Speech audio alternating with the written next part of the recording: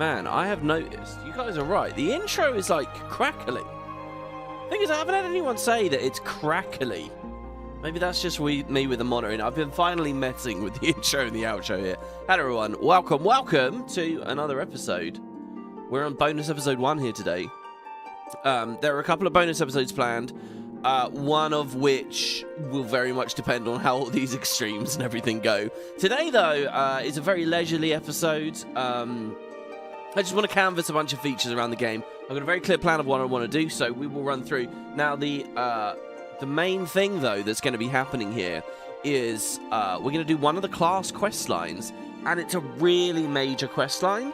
So it's super good for the first expansion. Lots of teases and like our introduction to legitimately one of the main characters of the game. Lots of fun stuff. So yeah, that's kind of the idea. And you know, it'll just be a bit leisurely. Hopefully not too leisurely. But yeah, so we'll just see how it goes. It's going to feel weird because this has been a really fun series. I've had a lot of fun playing this, but every episode is, okay, you have to get this done, this done. This time I feel a bit weird. It's like I got a bit too much freedom or something. Because I could just chill, you know, doing anything and everything, I suppose. Anyway, let's log in on Tremor here. And one of the first things I'd like to do is the final 2 dungeons as well. There are 2 very late game dungeons. Oh god, and I promised myself that I would look up where these goddamn things are unlocked. So we'll have to do that on the fly. It's okay, it's well planned, guys, it's well planned.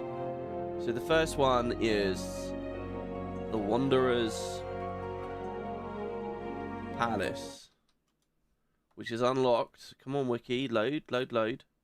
Which is unlocked by the quest Trauma Queen, which we already have. Good. So that's not a... Wait, we did have that quest. Why isn't it there? It is there. Okay, and then the other one, excuse me, is Amdapor Keep, which... Uh-oh, Wiki doesn't know what I'm talking about. How did I spell Amdapor wrong?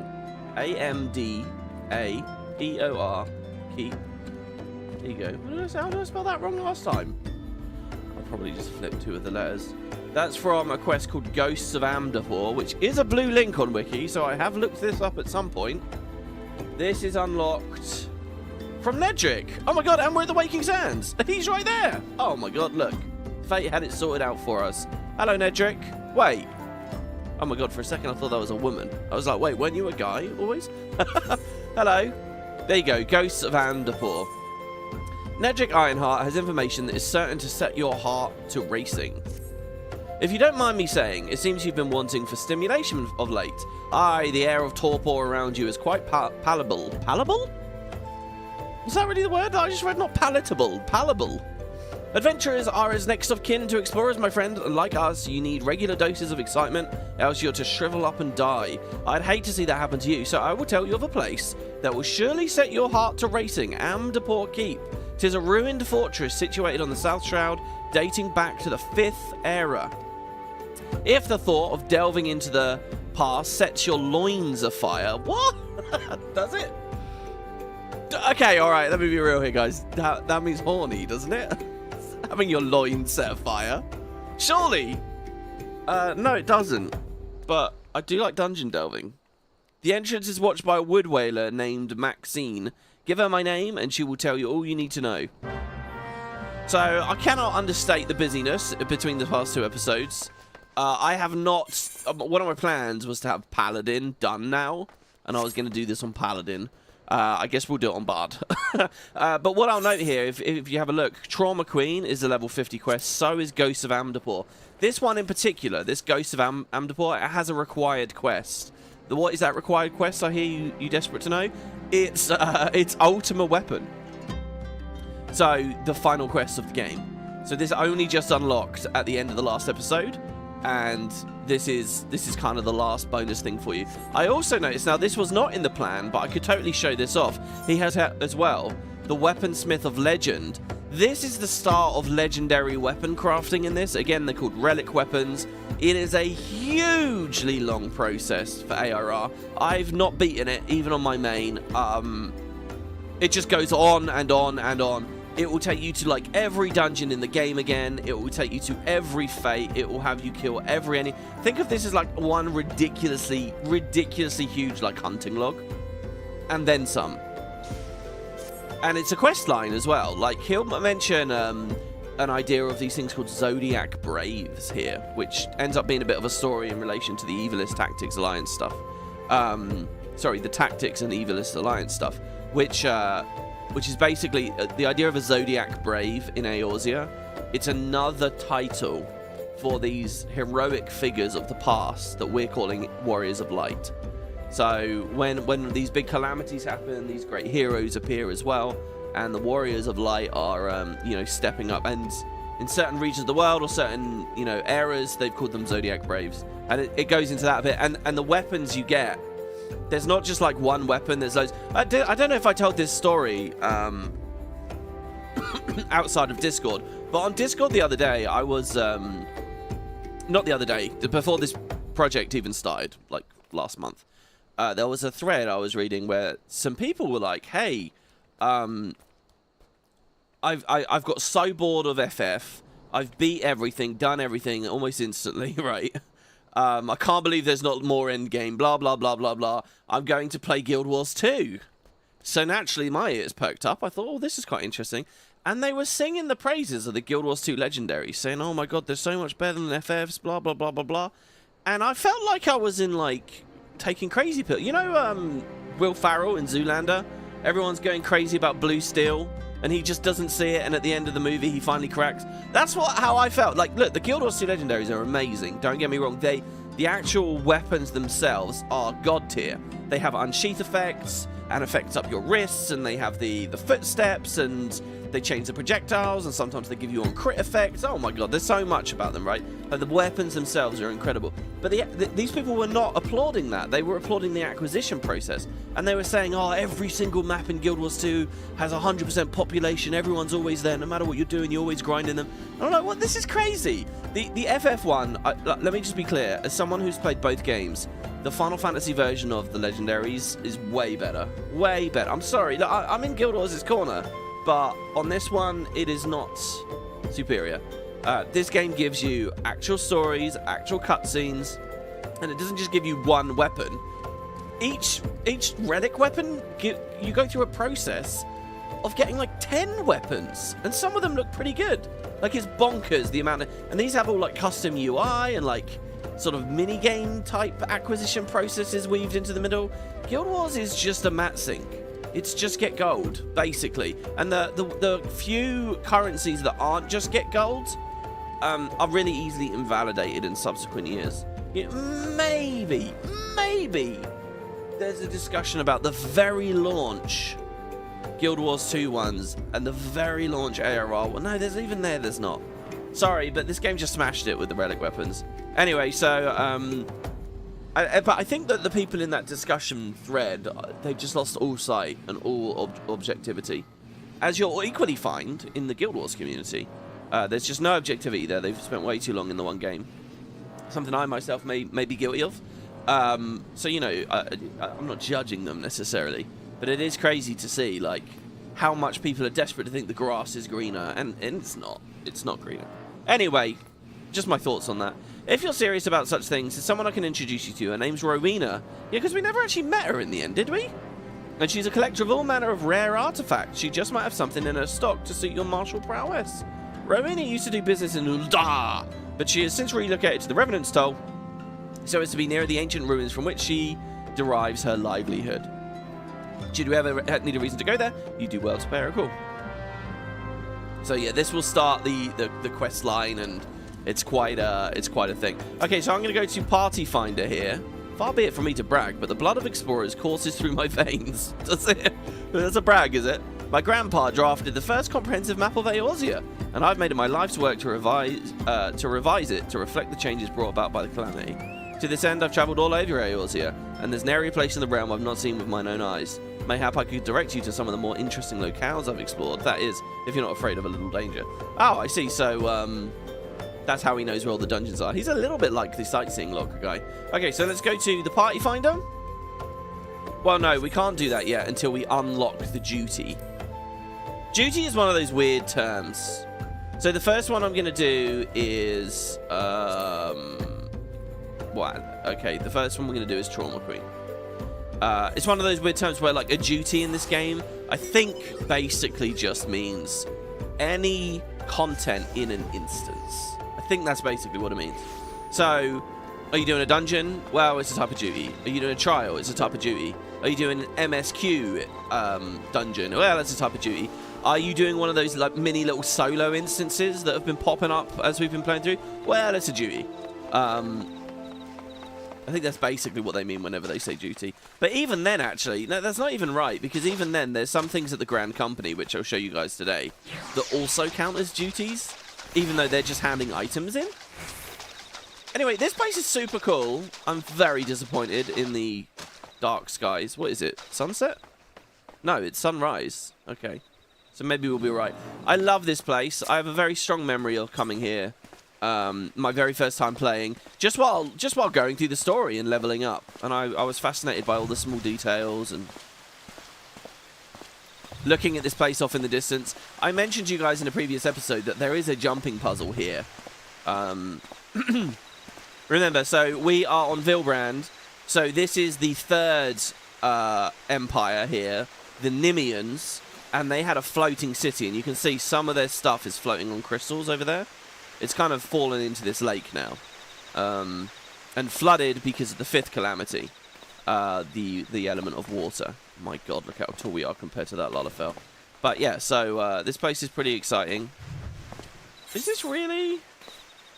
No, this is the wrong one. What am I doing? Oh, no, this is Trauma Queen. Okay, yeah, no, it's fine. Yeah. Okay. And we didn't really get any lore with that quest here. Let's speak to this guy. Abazi Chirazi. You're one of Eileen's, aren't ya? That one's got a ghost in her attic, you know. Sends her other adventurers to that damn place she calls a palace, thinking you're going to go back.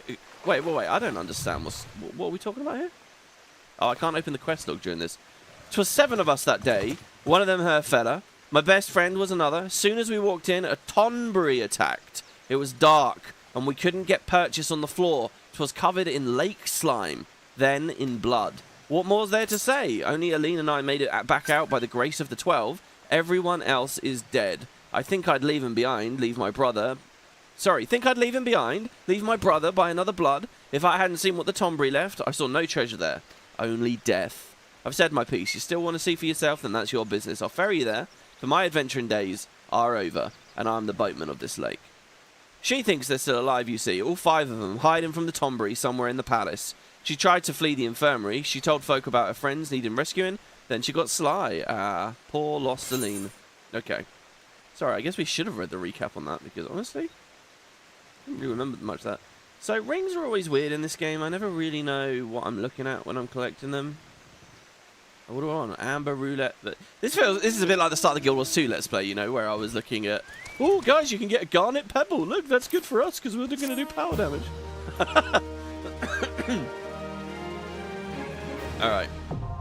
God, he's got creepy looking eyes. The Wanderer's Palace. This is easily, by default, one of my favorite dungeons in the game because it features Tonberries, which you'll notice we haven't seen any of in the story so far. I have told you about when we were reading Encyclopedia Eorzea, but here we actually finally get to see a couple. So dungeons. So the Praetorium and Castrum apparently are above this one. But here's the Wanderer's Palace, and I'm just going to hit recruit members, and we'll see who we get. It's on the list there. Maybe I should have put a comment, and I know a lot of people have been saying add a password, WP. So we'll see, but these are names I recognise immediately, so I think we're okay. This is where you can swim, FYI. Really? Oh my God, I didn't know that. Can I swim down yet? Don't I have to learn that in the first expansion to swim down? I had no idea this was a place you could swim. Oh, dude. See, that's why doing this as a live series, when the RPGs are so big, right, you're not going to know everything. That's brilliant. Thank you for that tip. That's so cool. Oh my Lord, we have a level 100 player with us. Isn't that special, guys? That never happens. Oh my God. Yeah, I don't know if this is where you can swim down as well. They added this during Endwalker. I feel like this was not here when I played this before. I feel like there were all invisible walls all along there. Obviously, I showed you guys you can swim at the Costa del Sol. Alright, so here we go. Let's head on in now to the Wanderer's Palace. Decades of kobold mining beneath Ogamoro gradually weakened Upper Lanosia to the point that when the calamity struck, the land surrounding the Bronze Lake collapsed, draining its waters and revealing a palace of unparalleled beauty. Thought to have been built by the Nimian civilization, which thrived in the area some 15 centuries ago, the palace appears to have been dedicated to their patron deity. Only 15 centuries? That was a lot more recent than I expected. Oshon, their patron deity, Oshon the Wanderer. In search of the bounty she may hold, treasure hunters have already begun to delve into this forsaken place. But will treasure be the only thing that they find? Ooh. You have a lot of lag. You hope it works well. If you're having skill lag, I recommend getting no clippy. If you're having movement lag, like a telegraph tags you even when it feels like it shouldn't have, like ultimate weapon yesterday, then yeah, I don't know what to say. Oh, I love the lighting cascading into that corridor there. Look, people! And they're chasing Tombries. Oh my god. Is this like a remix of a song we've heard before? A slower version? This is so good.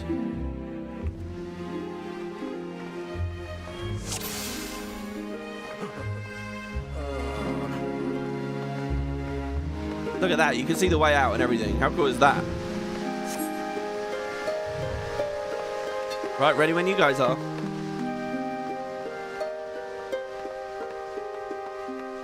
So yeah, we'll just travel through the Silent Garden. This is one of those, this is the dungeon. If I'm upset about power creep in this game, and I'm not particularly, because I never had the original experiences.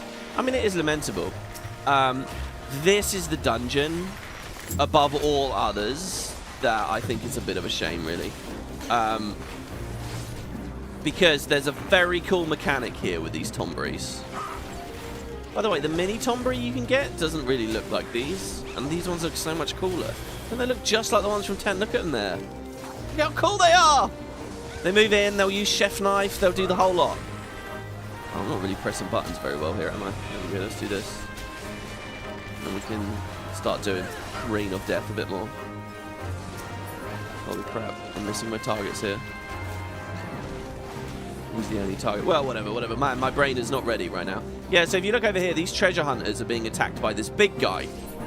So if there's any dungeon I lament power creep, it's this one, because this looks like a very cool mechanic. The whole point is, that's an untargetable, giant, differently coloured Tombries. You can see his, like, fishy back leg tail there as well, by the way. And it's creepy to think that was a Lalafell once, right? So that's like a giant Tombry. If you watched me playing X2, and I know increasingly less people will have done these things. But if you watch me playing X2, they have a massive dungeon in that game. And you see giant Tombries like that in there, in the Via Infinito. There's massive Tombries. And, you know, I guess in the Monster Arena in just X, there was no, but that wasn't a big Tombry. So whatever. These guys can't be targeted. They slowly creep around, moving towards you. This is the Tombry mechanic, right? They get closer and closer and closer. If you saw me playing 6 just last month, you would have noticed this. And then when they get there, they shank you. And it should be a one-shot, really. It should be a really scary dungeon where you're panicking and you've got to stay away and you've got to avoid the patrols of these Tombries. Just like the Guild has taught us or whatever. The big Tombries should be scary. They should be one-shotting us, really. That's the argument I'm making. And they just don't. They don't really do much of anything, actually. They just kind of steadily knife towards you. Now, the truth is, I do a lot of dungeons, but I nearly always do them on tanks. One, because I like tanking. But 2, especially in dungeons, that's where tanking's most fun, really. Well, I don't know. We'll see once we get to the extremes. But 2, because you get mounts for playing tanks. You get straight up. Every tank has at least one of its own special exclusive mounts. Oh, my procs overlap. That's really good. And it's pretty exciting, really. So I'm just always working towards those mounts. And in fact, I'll show you one in a minute, actually, on this episode.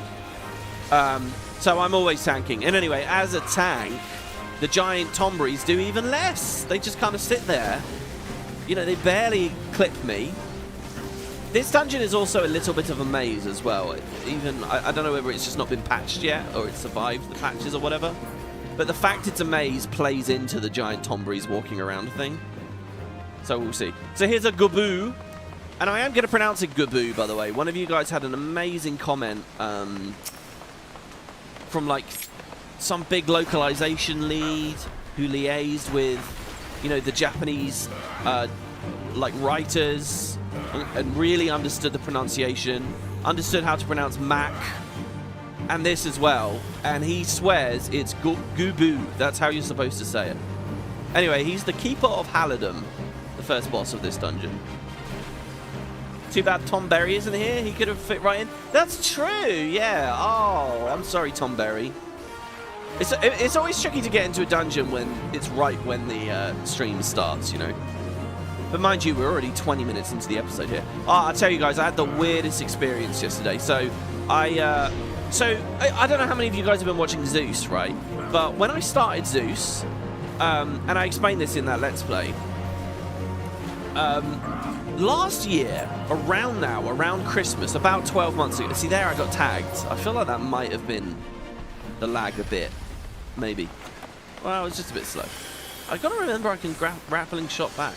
Right, so about now, around okay, well, let me go back even further. Power World came out last year as well, right? And I remember reading online, someone said, wow, look at this, 4 years in a row, there's been some smash hit success game about base building and construction and stuff. And it's always been in Christmas. In fact, just after Christmas, in winter is what they said. I read that observation on Reddit and I thought, do you know what? Yeah, that was this year that Power World came out. And I thought, do you know what, that's right. I do tend to feel kind of cozy and want to do base buildy kind of games when the weather gets colder. So anyway, that happened to me last year. Around 12 months ago, I really wanted to play Minecraft. And I spent ages modding and setting up a server. Like and this seems to happen to me every 12 months or so. Obviously, I've never done a Minecraft series or anything, but like on YouTube. But I do really like it. And so about a year ago, I was really, really into the idea. Should have been making a Let's Play at the time. Went for the Minecraft thing, and then after Christmas, we had a bunch of people. We were gonna. Oh yeah, we get these lantern oils from them. The game with this dungeon is to pick up the lantern oils to grease these devices so that you can open the door. See, and it's the same thing as before with the blast powder in that other dungeon. One person can pick it up and the other person can deposit it. So we picked up 3, you see. So I can use the 3rd one in here. Yeah. So anyway, so if you watch my Zeus Let's Play, I mentioned all this and I said that the server fell through. And I realised I just really wanted to play a city builder, and thus the Zeus Let's Play was born, right? So I scratched my Minecraft itch with a city builder. I have to say, I finished Zeus a while ago now. The itch is back. So I decided to watch some Minecraft videos last night, right? Which I haven't done in years and years, and genuinely. At least a decade, and oh my god, guys, it was not a good idea. It was really weird. 2 major observations. So I went back to an old Minecraft series that I watched ages ago, back when Guild Wars 2 was coming out. Of just a bunch of guys in a Minecraft server, basically. 2 weird observations. First of all their videos are like 15 minutes long. So, like, the playlist is like hundreds of videos, but each one's only 15 minutes. And I was looking at that thinking, and I watched quite a lot yesterday. It was like my second monitor content. And I was watching it like, holy shit. Like, I was on like episode 25. And it felt like it took me forever to get to episode 25. And I realized episode 25, in terms of actual total runtime for them. Well, sorry, episode 20? Maths, how does it work? No, I think 25... It's just 1 episode of my Final Fantasy LP. That's not a humble brag, right? I'm not bragging, oh, look how much blah, blah. I'm saying that it just blows my mind how quick the time passes. Like here, just now, I just looked. We've been going 15 minutes. What have I done? I've not accomplished anything. I've said hello and started a dungeon. And that's 15 minutes already. That would have been an episode over. So it's weird, you know. It's like, I've got a thing about LPs. I always know that people have short attention spans. If they're not already in your audience, they're not going to be interested to watch at all. So you have to have it as a short video. So LPs tend, I don't know whether this has changed necessarily, but they tend to do better if it's a short video. So my thing has always been start series with the shorter videos. You can get longer later, but you got to entice people in with a shorter one at the start. But holy shit, like 15? I don't think I could do, because I'm making another Let's Play right now between these episodes. And there's no way I could do a 15-minute. There's just no way. But I think I am going to edit and chop and change the intro of the next thing I'm doing. Oh, that's not the button that I thought it was. That was silly of me. So yeah, we're running through this massive chamber here. Look at this. It's a bit of a maze. And you've got to kill Tombreeze to get oil to grease these various levers. So here, if he stabs me, how much damage is he going to do? I mean, he did alright damage actually there. Nearly half. Nearly half, something like that. The other I said I had 2 observations. The other one, oh, I said I should not have watched. So I watched, I would consider myself to have been an adult when Minecraft was blown up, and I used to watch Minecraft content on YouTube years and years ago. I would consider myself to have been an adult. Oh god, I'm gonna die. He's gonna kill me. We're gonna live the dream. He's gonna get me. Oh, he did. It's called throat stab.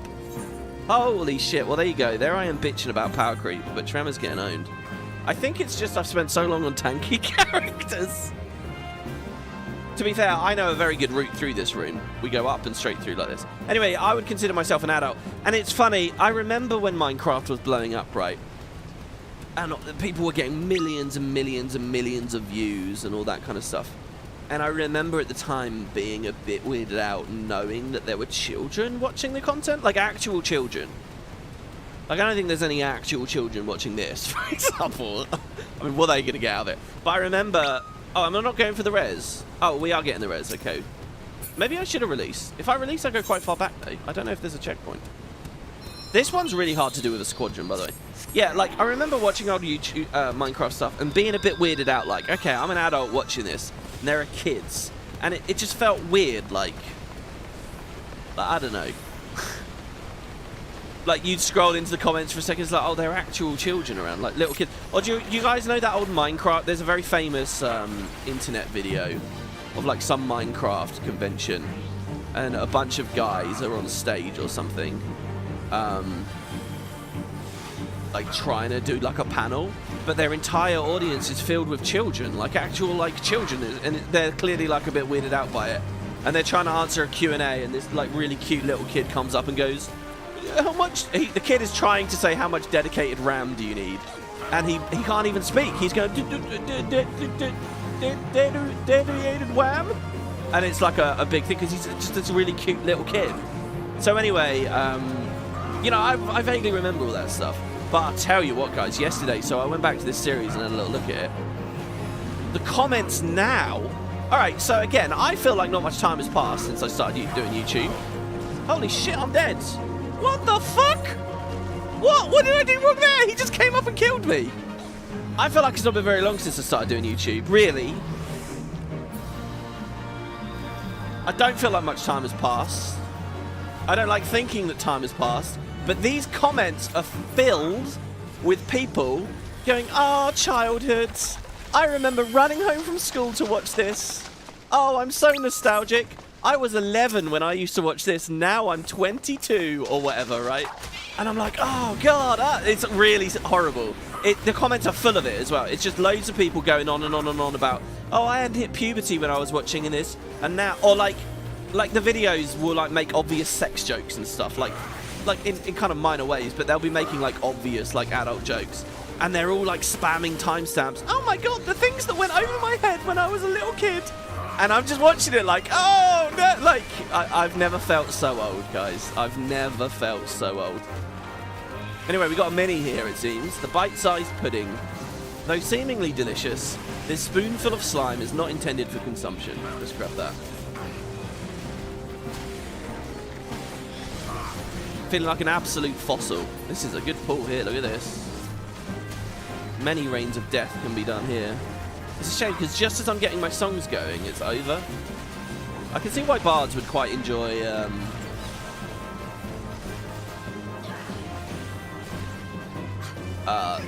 the actual main bosses, so that things don't just die instantly. I have to say, I quite like the gameplay here. I do think it's quite fun. There's a little bit too much skill bar watching. A little bit. If there was just a sound effect when I got Sharp Shot, I'd be all about this class. Really. But the experience of AoEing with it is very fun. Tremor had a bad influence on me. WP, me explaining to my nephew that Skibbity Toilet is a Gary's mod, Half-Life 2 model, and we made silly videos back then too. Yeah, I got nothing against kids today. I don't know. It's just mad to me, because I'm like watching this video like, oh yeah, I remember this coming out. Yeah, this was funny. And now it's just filled with people going on about like how they yearn for simpler times, and it's just crazy. I mean, we all do that, I suppose. All right, here we go. Final boss. Enough ranting. I mean, that video that playlist I'm talking about is newer than this content we're playing right now. Oh, or is it? Hold on, 2012 to 2013? Probably around the same age. Look, it's a Tonberry King! And of course, if you know anything about Tonberries in these games, there's always got to be a Tonberry with some kind of like cool like title or whatever. This is a weird fight I've been thinking about on the Let's Play for a long time as well. Because this is another... talking about power creep in this dungeon. This one's super invalidated by power creep. I want to know what happened with that flan just now. Basically... Or is it just bad design? It might just be bad design, to be honest. The idea here, guys, is these extra Tonberries are slowly walking in. They're doing their slow, steady, menacing walk, as you can see. It's very on theme and cool in that way. And when they get there, they're going to start fighting. If you kill one, like that one just got AoE'd, it looks like. Somebody killed it. The main Tonberry gets this, Rancor. The Rage of Fallen Brethren is enhancing the potency of certain attacks. See, so if we just kill all the little Tonberries, maybe I will, just to troll, because it'll be funny. The king gets really deadly. So, what's the solution? Don't kill the little Tonberries. You have to just focus DPS him down. So, I say it might be bad design because players are inclined to do that anyway. All anyone ever wants to do is just DPS the boss down. So, if you make a fight where now that is all we literally have to do, then, you know, what's the problem? This isn't like Guild Wars where accidental cleave is a thing and you could change your comp over and stuff. There's no buildcraft layer here. So there's a big one over there, the Tonberry Slasher. So it's a cool fight, and there's interesting stuff going on with the ads and stuff. I guess if you were slow enough with the damage, you would end up in this precarious place where you're swarmed by little Tonberries that you can't hurt. And then that kind of works, you know, with the whole... These guys on the outside aren't even moving in. I'll try and big shot, it's too late. So yeah, that's how the fight goes. You just kill the guy in the middle. And you would struggle to even know that there's a mechanic there.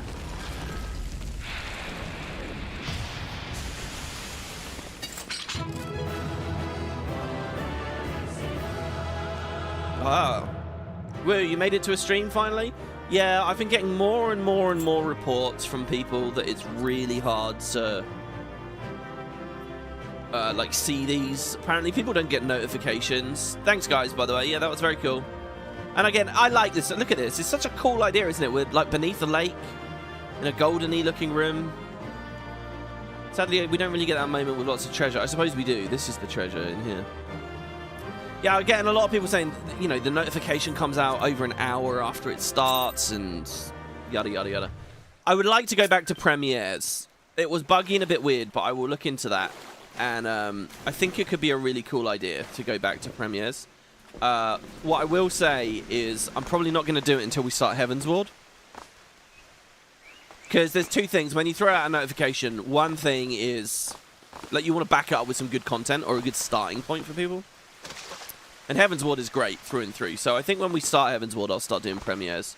And then hopefully the stuff is visible. Because, yeah, even though this is on the main channel, it is kind of buried, isn't it? Obviously on the on the live tab, which people don't really click, and blah, blah, blah, blah, blah. I noticed as well, they've got a podcast tab there as well. And I'm like, oh, I should do a podcast just to fill that in. But I doubt anyone would see it there. Oh, man, imagine if Visual Wood had survived all the way through till now. I wonder what kind of crazy shit we'd be talking about there. Oh, we had a friend request. Thank you very much. There you go. So, yes, one of my plans today is to do Odin. I would love to fight Odin. I mentioned that in the last episode. There was actually quite a lot of speculation in the Spud Discord today about like what exactly I have planned for this episode. And some of you guys were saying, oh, is he going to do Thorn March today? No, no, no. Sorry, I tried to make it as clear as possible. Thorn March is tomorrow, is the next episode, okay? So the first extreme is the next episode, and there's no way in which I'm going to try it out today. We were chock-a-block with things to do and to talk about and to see and places to go. Okay, so here, again, another ruined civilization. This time it's Amdapor. This is the White Mage place. We were actually here much earlier on in the storyline. I love all these 5th era places. It's weird though. They should have had it should have been an end game. You unlock the Nimian dungeon, the Amdapori dungeon, and the Maki dungeon, right? It should have been all 3, but you don't get the Mac one. I would say a Gelmoran one as well, but I think Tamtara Deepcroft is Gelmora apparently, and besides, it's not the same age anyway. Yeah, so but I do have plans, and I would like to do a big fight. I would love to fight Odin if we can. The only way to fight Odin for now is in the open world in a big open fate. And I like the idea of doing Odin because he appeared at the start of the series and the CGI. Oh, it'd be so good. So we're just waiting for that weather, basically, here in the forest. So whenever we see that weather might pop, if it does, I don't know what his spawn rates are like or anything, to be honest. I've never done it. It would be blind content for me. It'd be fresh and new. It would be cool. Here's Maxine. Here at Nedrick's recommendation, then you must not be without skill. That said, it is my duty to warn you of the dangers that await. Okay, so this one, guys, this is the last dungeon right here. This only unlocks when after we've beaten the ultimate weapon, and so on and so on and so on. This fortress was built by the Amdapori, an ancient civilization, an ancient people who rose to power upon arcane knowledge. During the heyday of their civilization, they built magnificent structures such as this. I realized when I was reading the word people there that I shouldn't get jazzy with it because the word civilization was going to appear on the next line as well. And it sounded weird. Alas, that splendor has long faded into memory, and the keep has become a lair for the lambs of Dalamud. Oh, it's these guys again. Remember these guys? Guys? Some of the cultists have even succeeded in summoning a void scent, and the wood whalers welcome capable adventurers who would be willing to keep their numbers in check. Oh my lordy lord. We had a donation. Thank you, Moo Reaper. Dude, thank you very much. 20 bucks. It gave you a balloon and a 1 there. Is it ranking your donation in somewhere? Is it just saying number 1? Really enjoyed the content since the first Char Plans video all those years ago. Glad you still find joy in doing this. Dude, I have to be honest. I don't believe that you watched that when that was new. I mean, I guess you didn't say you did. Or is it a case you see the Guild Wars 1 LP and then you go back and you see it? Yeah, that's a rare one. Wow, I'm kind of amazed at that, actually, that you know that video. So, for people that don't know, actually, I will ask, chat, what was my very first video, public video? Because originally, I just got this for music playlists.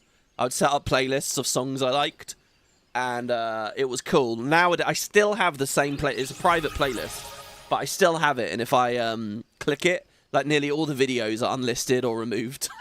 So it's just like this empty, dead playlist. Okay, let's go back to Party Finders to get our last DPS here. So what is the first public video I did? I wonder if anyone knows. The Char Plans one was the first video I ever put effort into. Real effort into, I think. Your first videos, you remember the Guild Wars 1 lore recap? Yeah, a lot of people found the channel through those. A lot of people. And just basically video essays as Guild Wars 2 was coming out. You got into me with the Guild Wars 2 sound footstep comparison videos. What are those? Did I do those? I don't think I did that. Yeah, I doubt anyone knows. I doubt anyone knows. So the first thing I did that was public was costume brawl. I was really fascinated by the fact that there was like an area of the battle isles that only unlocked in Guild Wars 1 during costume brawl. And they changed the builds every year. It was cool. So what I did was some costume brawl videos, but there was no microphone or anything. It was just me with like music in the back. They were like AMVs. It was music in the background and costume brawl fights. And I did maybe 2 of those, 1 or 2 of those, I think. No voice or anything, and they just got dumped up like millions of other videos around that time where you just put a song with some footage. And then maybe a year later I did the Char Battle Plan video, and then maybe a year after that I started the Let's Play. Maybe those time jumps are too big. Maybe it felt like a year, but it was actually a month. I don't know. Anyway, there you go. Alright, so check it out, look. Praetum and Castorum, but up here is Amdapor Keep. This is the last dungeon. Once the lost civilization of Amdapor thrived in the Twelveswood, her citizens wielders of powerful yet forbidden magics which could be used to alter the very fabric of existence. However, as is often the case with people who fancy themselves gods, the self-assuring hubris of the Amdapori eventually became their downfall, and as quickly as they rose to power, did they disappear from the world. For generations, this relic of their once mighty civilization has remained hidden in plain sight, cloaked by the elementals, who sought only to prevent newer generations from stumbling across the ancient Amdapori magics. That is, until the Lambs of Dalamud, a dark cult who worships the now fallen Lesser Moon as a god, dispelled the elementals' glamour by means unknown, and claimed the keep as their own. Now, the crazed followers use its ancient chambers to perform blood sacrifices in an effort to resurrect their lord. So,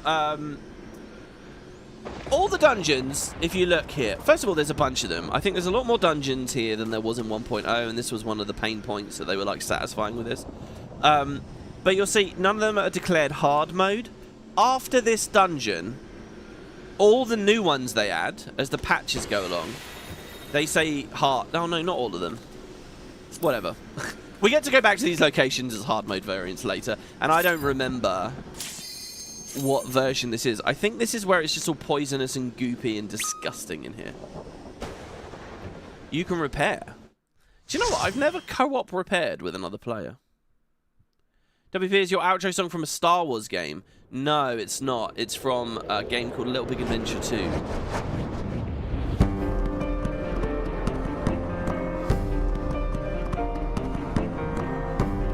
The Black Shroud.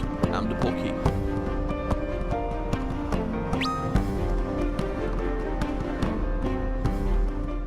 Nice energetic music there. Yeah, it's from a game I've not Let's Played. Was the speed okay? Yeah, it was fine. We certainly had things to rant and cry about. Being old. I love these guys in their red robes here. Yeah, it's from a game I've never Let's Played. I've always wanted to Let's Play it, and I will one day.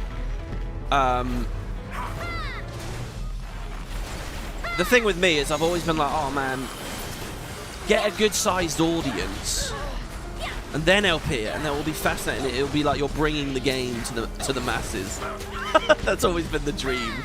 But at some point, I'd like to do it in all seriousness. And so yeah, these things are called Soul Collectors, and it's weird because there's actually a remake of that franchise going on at the moment, and they've really changed the art style massively. Like in a huge way.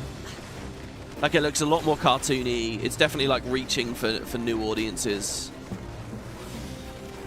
And it's so annoying as well, right? Because that to me is such a wholesome little game, such a small community. So I don't want to be reading about internet toxicity.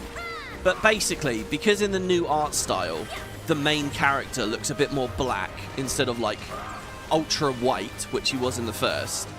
The entire community is just obsessed with that, and it's just more fucking identity politics and just more bullshit. And it's like, come on, man, not this game as well.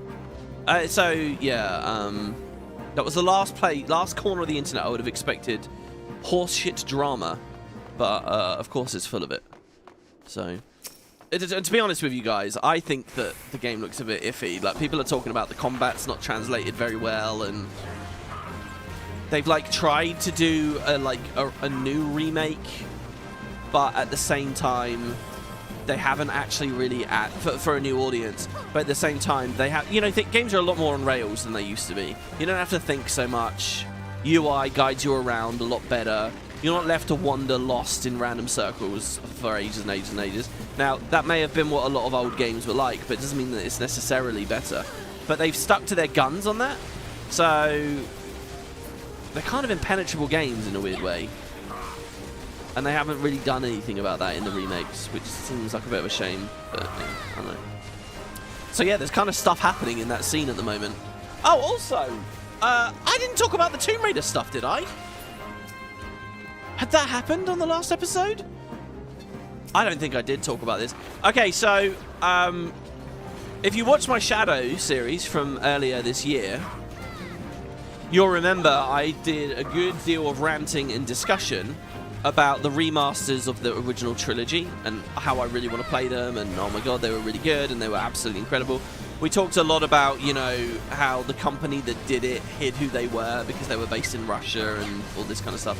But, so they remastered 1, 2, and 3, which were the most popular ones. I was always there were 3 more games, though, 4, 5, and 6, from, like, the classic core design era. I was always a fan of 4. 4 is really good, but never really got many sales or regard, because 3 had been terrible. And as we all know, your product doesn't really stand on its own. Your sales and initial hype and enthusiasm is all based on the success of the previous thing, not its own quality, which sucks, but there it is. So 4 was a good game, but not many people tried it because 3 had been so shit. That's my honest opinion about all of that. So anyway, 4's really good, but it never got remastered. And I was saying earlier this year, I was saying that seems really arbitrary to me. Like, why not remaster it? Like, why do we have to do a trilogy of 1, 2, and 3? Can we put 4 in there as well? Because 4's so good, but 4's a huge game. So I was kind of I didn't know whether they would have sold enough. Here you go, let's interrupt that, I guess. To justify doing more remasters or whatever. They just announced this week that they are remastering 4 and 5 and 6, which is insane, okay? So, like... So the story, if you guys haven't heard it, is basically... This studio, Core Design, they were being asked by the publisher to make more and more and more Tomb Raider games, and they were bored of it. They had done it year in, year out, over and over. They'd done it 3 times in a row, and they didn't want to do anymore. So they got asked to make another. So what they did was they constructed this plan to kill the main character off. They were going to kill Lara, and they did in one of the games, essentially. And in the 4th entry, they were going to kill her off, and then they were going to go on a long break with it while they learned to develop for the PlayStation 2. And then there would be a whole new generation with the PS2. So that's the story. And they killed Lara off in the 4th game, and it was supposed to be quiet for a while. However, do you remember in like 2001, there was the first Tomb Raider movie? Well, because the movie was coming out, the publisher said, look, your plan of going on break isn't going to work. Sorry. We know that you just made a massive game and killed her off, but we need another game now. So that's how 5 was born. It's called Chronicles, and it was awful. Like, clearly their hearts weren't in it. It's buggy. The back half of the game is, like, really... It's a very short game, and the whole idea of it is, while she's dead, some other people reminisce about past adventures. So it's split into, like, 4 little adventures or something. Chronicles is rubbish, basically. And a bunch of the mechanics they added are just, like, really slow time gates. Not a fun game. So when it comes to the idea of the remaster, I can pass on Chronicles. There aren't many Chronicles fans, not really. And you don't really need the game. It lifts right out, like narratively as well. So then what about their plan? Their plan to do a big amazing thing on the PlayStation 2? Well, they went ahead of it. This game was called Angel of Darkness, but they'd been split over making Chronicles and whatever else, I don't know. Maybe there's a no-clip documentary type thing about this, I don't know. But they did awful with that. That was even worse. So Chronicles was bad. Angel of Darkness was terrible because they were doing dramatic things with the engine and the controls and the ideas. It was supposed to be like an almost open world city roaming game, a bit GTA-like. And all of it like fell through. It was just a disaster, a complete shit show of a game. Bad controls, cut content, incoherent storyline, bugs everywhere, just terrible. Like one of the worst games you can play. And so 5 wasn't very good, and 6 was awful. And 6 is also a different engine, different controls, different everything. there's almost no outside of a few fanatics. There's no real fan base for that last game, Angel of Darkness, because there's no quality to that last game at all. And so you can look. So now fast forward to this year, they remastered the first 3, which were the original big hits. Like I say, the third actually wasn't very good, but it had all the hype still from the first and the second being good. So they remastered it. They could have just left it there with those 3. I was grumpy because I didn't get 4. But who cares about 5? Who cares about Angel of Darkness? Really? And besides, Angel of Darkness is completely different. How are you going to remaster that? Everything you've learned to remaster 1, 2, 3, 4, and 5, if you're going that far, none of that applies to Angel of Darkness. You can't remaster Angel of Darkness, let alone remaster it and sell it for the same box price. So I kind of liked the idea of another remaster. Like, they did a remaster for 1, 2, and 3. I liked the idea of another one, but I thought it would be 4, which is really long, and I hoped they did justice. 5, which is really short, which, okay, fine, whatever, isn't good, but it's short at least. And then maybe the end of it could be like the level editor. So bundle in the level editor as well, and then therefore the community can go from there. So there you have it. And that's what I thought that the next remaster was going to be. That's what I mentioned in Shadow, if they managed to make a remaster at all, if they sold enough. This is an amazing boss here, by the way. Well, they did an announcement like 2 days ago. There is a new remaster, and it's all of them. They're doing them all. I mean, it's mind-blowing, really. So you can buy already on Steam 1, 2, and 3. And in February of next year, I mean, it's not even long away. Oh, God, we got clipped by that there. In February, you can buy... So we got slow on us now, which means that our GCD is really low. And it's... So basically, you avoid this purple floor. You got a sidestep like that. Pretty simple. This, of course, is a demon wall. Another classic anthology thing. Now, if you remember me reading about the 5th era, you remember hearing about how they imbued the white mages imbued like monsters and titans into the architecture. That's what you're looking at here. And I know that this looks like a void scent, but it's not. It's not a void scent. My God, it is harder to avoid the ground tails, to be honest, on ACX. Holy shit. It's not. It's actually kind of. It's basically just white magic. So there you go. Weird. I thought there was going to be a whole other mechanic there, and we didn't see it. Maybe that's later. Oh yeah, this next room I think is amazing. I think you get 4 demon walls, and they're all rushing in on you all at once. Oh, maybe it's not just yet, or isn't that in hard mode? Basically, you got to kill enemies in the middle of the room before these walls collapse on you. It's super cool, but again, power creep kind of makes it a bit easy, which is a shame. Yeah, so just to wrap out that Tomb Raider thing, they're doing 4, they're doing 5, and Angel of Darkness. So you'll be able to buy a triple pack for the first 3. That's already on Steam. And this February, you'll be able to buy a second triple pack, finishing off all of the core design era stuff. It will all be there. All of it. And I just... There's so much going on with that. Like, first of all, I kind of hate that Angel of Darkness, isn't it? Because it means that a lot of the development time is going to be going into that. Has to. So the current remaster that's out, they updated the controls and stuff and gave modern controls. And that's a very good sign. That means that they'll probably update the controls for Angel of Darkness, which is absolutely necessary. Because the game is a clunky mess natively. But then what about the fact that there's huge sections of the game that just don't make sense and are cut? It's a bad game no matter what way you cut. They're not going to be adding new content. I don't think they have access to archives of old stuff. I think Big Shot would be amazing here, by the way. I'm going to eat an AoE for this. Nice. Yeah, look how many good kills we just got there. That's awesome. So, I don't know. Angel of Darkness is just such a huge undertaking. And they only had 1 year to do the whole thing. So, I don't know. I'm not really a believer. All the people in the community right now are freaking out going, oh, they'll add this, and they'll add this, and they'll add this. And I think they're all they're all on copium. It's not going to happen, I don't think. And what I'm especially worried about is because it's such a huge undertaking, even to get like the bare bones of the thing working, that's going to take away from 4. They could have done much more dramatic and interesting things with 4, and now they're not. And also, it's 1 year. In fact, it's less than a year as far as I can tell, because okay, the remaster last year's the first 3 remaster this year, they they came out at the start of the year and they kept making patches for them, big patches for them, like adding new models and water and level select and outfit select and all kinds of stuff, right? There have been 3 major patches for that this year. So they've clearly been split focus on that as well. So I don't know, man. But it's crazy news. Obviously, it's good news. It's really exciting that you'll be able to play all of them from the original era together. And the truth is that 4, 5, and 6 do form a trilogy. Let's call it the Von Croy trilogy. So yeah, and that got announced right with the anime, which is now out, by the way. All 8 episodes of that are out.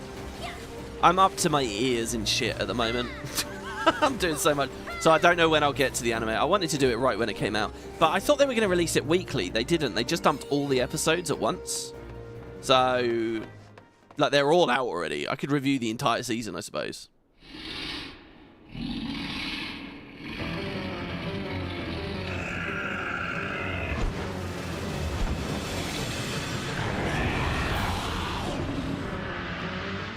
Alright, here we go.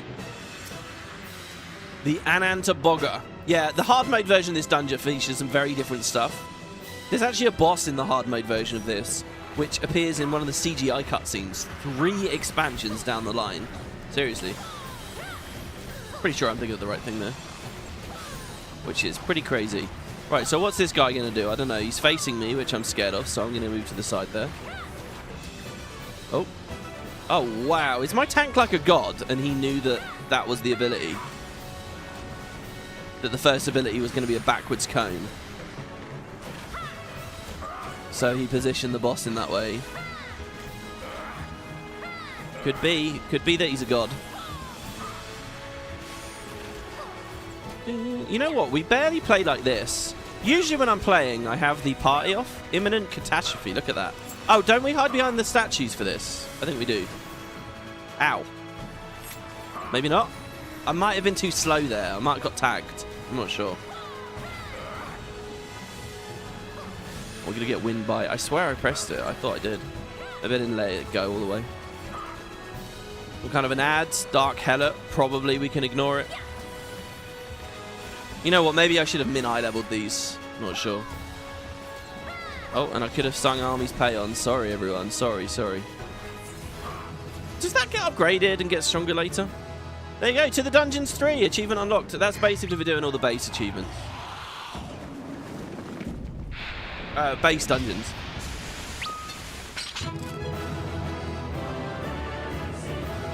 Oh, you call that dragon tanking? Yeah, because in WoW, a lot of dragons have, like, tail abilities, don't they? I think that's the thing. I learned that when Tequatl came out, and ArenaNet cited it. With the big Tequatl attack, tail attack, which people don't really think about anymore, because we just stack on his foot, but, you know. Alright, cool stuff. And we get a orchestrion roll that we all rolled for. And there you have it, everybody. The dungeons are complete. And yeah, there was a world in which we maybe managed to squeeze this in on the last episode, but this one's fine too. Okay, so what are some of the things that I want to show off here? This is weird. I could just chill and do whatever. Alright, first of all, there's a new feature. I should check whether it actually exists. Did we unlock it? Duty. Oh, we didn't unlock it. Ah. Okay, so here on the menu, you can see there's something called New Game Plus, and it's grayed out. I guess we only unlock that in another 6 episodes when we've done the post patches. Well, I was hoping this was unlocked on Tremor already, and I could show you. But that's fine. I'll show you it on Maechen anyway, regardless. So don't you guys worry about that. Another thing that did also unlock, that's worth showing off here, is obviously we have the dungeons, we have all the guild hests, we have all the trials so far as well, which is only 4. PvP we unlocked for a brief moment but didn't play. Well, what about on the roulettes? Well, look, we have the guild hest one, we have the leveling one. 2 new ones have unlocked now. High level dungeons. And this gives us the Allergan tomestones I mentioned in the last episode. Plus, if you do it as the adventure need, you get a good amount. This is one of the ones that you get a mount from on a tank. And also, main scenario. This is an entire roulette dedicated to Praetorium, Castrum Meriadnum, and a trial, the Ultima Weapon trial. That's it. It's a whole roulette for those 4 things. And you might think, well, that makes sense. It's the end of the game. Square always wants people to have a good experience and to be able to matchmake in quickly. Fine, yeah, fair enough. And I guess that's a thing. But this is why everyone knows the Gaius speech so well. This is why I had so many anecdotes about running it. Is because you can do this every day. And it's usually like an entire level. You might have been wondering as this series went along, I'm like on the road to 90 buff. And it's like, okay, there's 10... Okay, mate, this is really quick, but what about those final 10 levels, 90 to 100? I bet it's really grindy, WP, isn't it? No, not really. You just do some roulettes, though, but you're kind of forced into the roulettes, really. That might be wrong to say. If you've already beaten the story and stuff. Anyway, yeah, so the XP for this just keeps scaling. And I'll tell you, it might seem kind of normal to you guys right now, because we're in a Realm Reborn. But listen, once we've done Heaven's Ward and Stormblood and Shadowbringers and Endwalker and Dawntrail, and you're looking at mountains of content, and, you know, like, so many boss fights and dungeons, it's going to seem bizarre that just a couple of ones from 10 years ago are in the daily roulette. It is a weird one. But it's there, and it's been there as long as I've been playing the game. So yeah, I wanted to show those off. Another thing I wanted to do to celebrate the end of the game, obviously we can fly now. Like so. Well, one thing I want to do is let's go back to Gridania here. And remember we have these refer a friend rewards?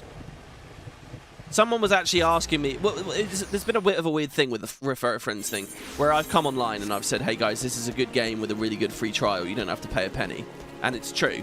But then I'm also giving my refer a friend code out. But nearly everyone who comes to me and wants it, they respond by saying, oh, you have to buy the game.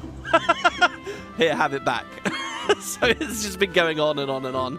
Okay, where was it? It's over there, isn't it? I'm pretty sure you were the Calamity Salvager. No, that's the Carpenters Guild. I think what we were doing was we were going opposite the bandstand, weren't we? So anyway, we do have the currency from this, and I didn't really do anything. Well, let's get a whole new Chocobo here. So, there are a billion Chocobos you can get. You get the base one from the base game. There's another Chocobo, a black one we get in the next expansion. There's multiple Chocobos you can race with, the race Chocobos. And then there's various just miscellaneous mount Chocobos. This is one of them, and you can only do it with the refer a friend code. By the way, did I point out... Which one was it? I can't even remember. Dealing Spoils, I think. Here, did I point out the Dream of the Faith stuff last time we were here? Look, there's Anakin and Abe's jacket. And the Abe's gloves. The Abe's boots. Guys, I have a question. How do I preview and keep everything on the preview? Like, if I want to preview the jacket, right, and now I want to put the boots with it, how do I do that in such a way that it doesn't... What, do I have to hold shift or control? No. I don't know how that works. Anyway, so yeah, this is where the Una and the Titus stuff... I can't preview Una's stuff because I'm a male and it's female-only clothes. But, yeah, anyway, so last time we were at this vendor, I wanted to show that off and I totally missed it. Right, gold Chocobo feathers. Where are all my feathers? The feathers don't expire, do they? I'm sure they're probably just in my saddlebag. Yeah, there you go. And of course, we could use our silver feathers now as well to get some really good gear for any of our level 50 classes, which is kind of a cool idea. Dealing Spoils, gold Chocobo feathers. Look at this. So there's this one here, the Twitania one for 15, but we can start off by getting... That's such a waste. One Aetheryte ticket? Oh my god. By getting this, the Amber Draft Chocobo Whistle. A small hand-carved whistle that emits a unique high-pitched tone discernible only by rare Amber Draft Chocobo trained from capture to recognize and respond to the sound. So let's buy it. I've never had this. Obviously, this is all new. I'm really excited to see this. So I think this is a multiplayer mount. Yeah, multi-seat mounts. I think this is my first multi-seat mount as well. You've obtained a mount that accommodates additional passengers. After forming a party, the Ride Pylion option will be available. This game's full of language that I don't understand. Pyleon? Pilion? Alright, well, ride Pilion. Why do I feel like this is somehow related to the Peloton ability? Which we could cast here, I guess. Let's go out into the Central Shroud now. And have a quick little look. One at the weather, and then also to get on the Chocobo. Then, well, actually, before we do that, we can play this a little bit smarter. Let's head on over to the Lancers Guild now to get started with the fun story that we have here. So the final class, I believe, for all of Gridania is over at the Lancers Guild. Tremor would have played them all at this point. Except, you'll notice, on our class list... So we've got the White Mage, we've got the Bard. There wasn't a tank here. There was only... You know, the other two towns have tanks, but there was no tank here.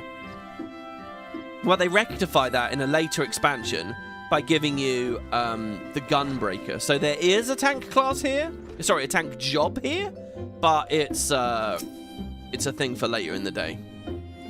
At launch, there wasn't. Welcome to the Lancers Guild. If you seek to refine your skills with the pole arm, then you've come to the right place. Here at the Lancers Guild, spear wielders gather to train with one another and further hone their abilities under the tutelage of our fine instructors. Do you wish to seek membership with us? Very well, I will provide you an insight into the guild. More than just an instrument of war, the spear is also a tool for hunting. And with game ever plentiful in the Dwellswood, the weapon has been the mainstay of the locals here since before the founding of Gridania. With the passing of time, our nation became a gathering place for spearmasters from across the realm, many eager to test their mettle against the famed might of our wood whalers.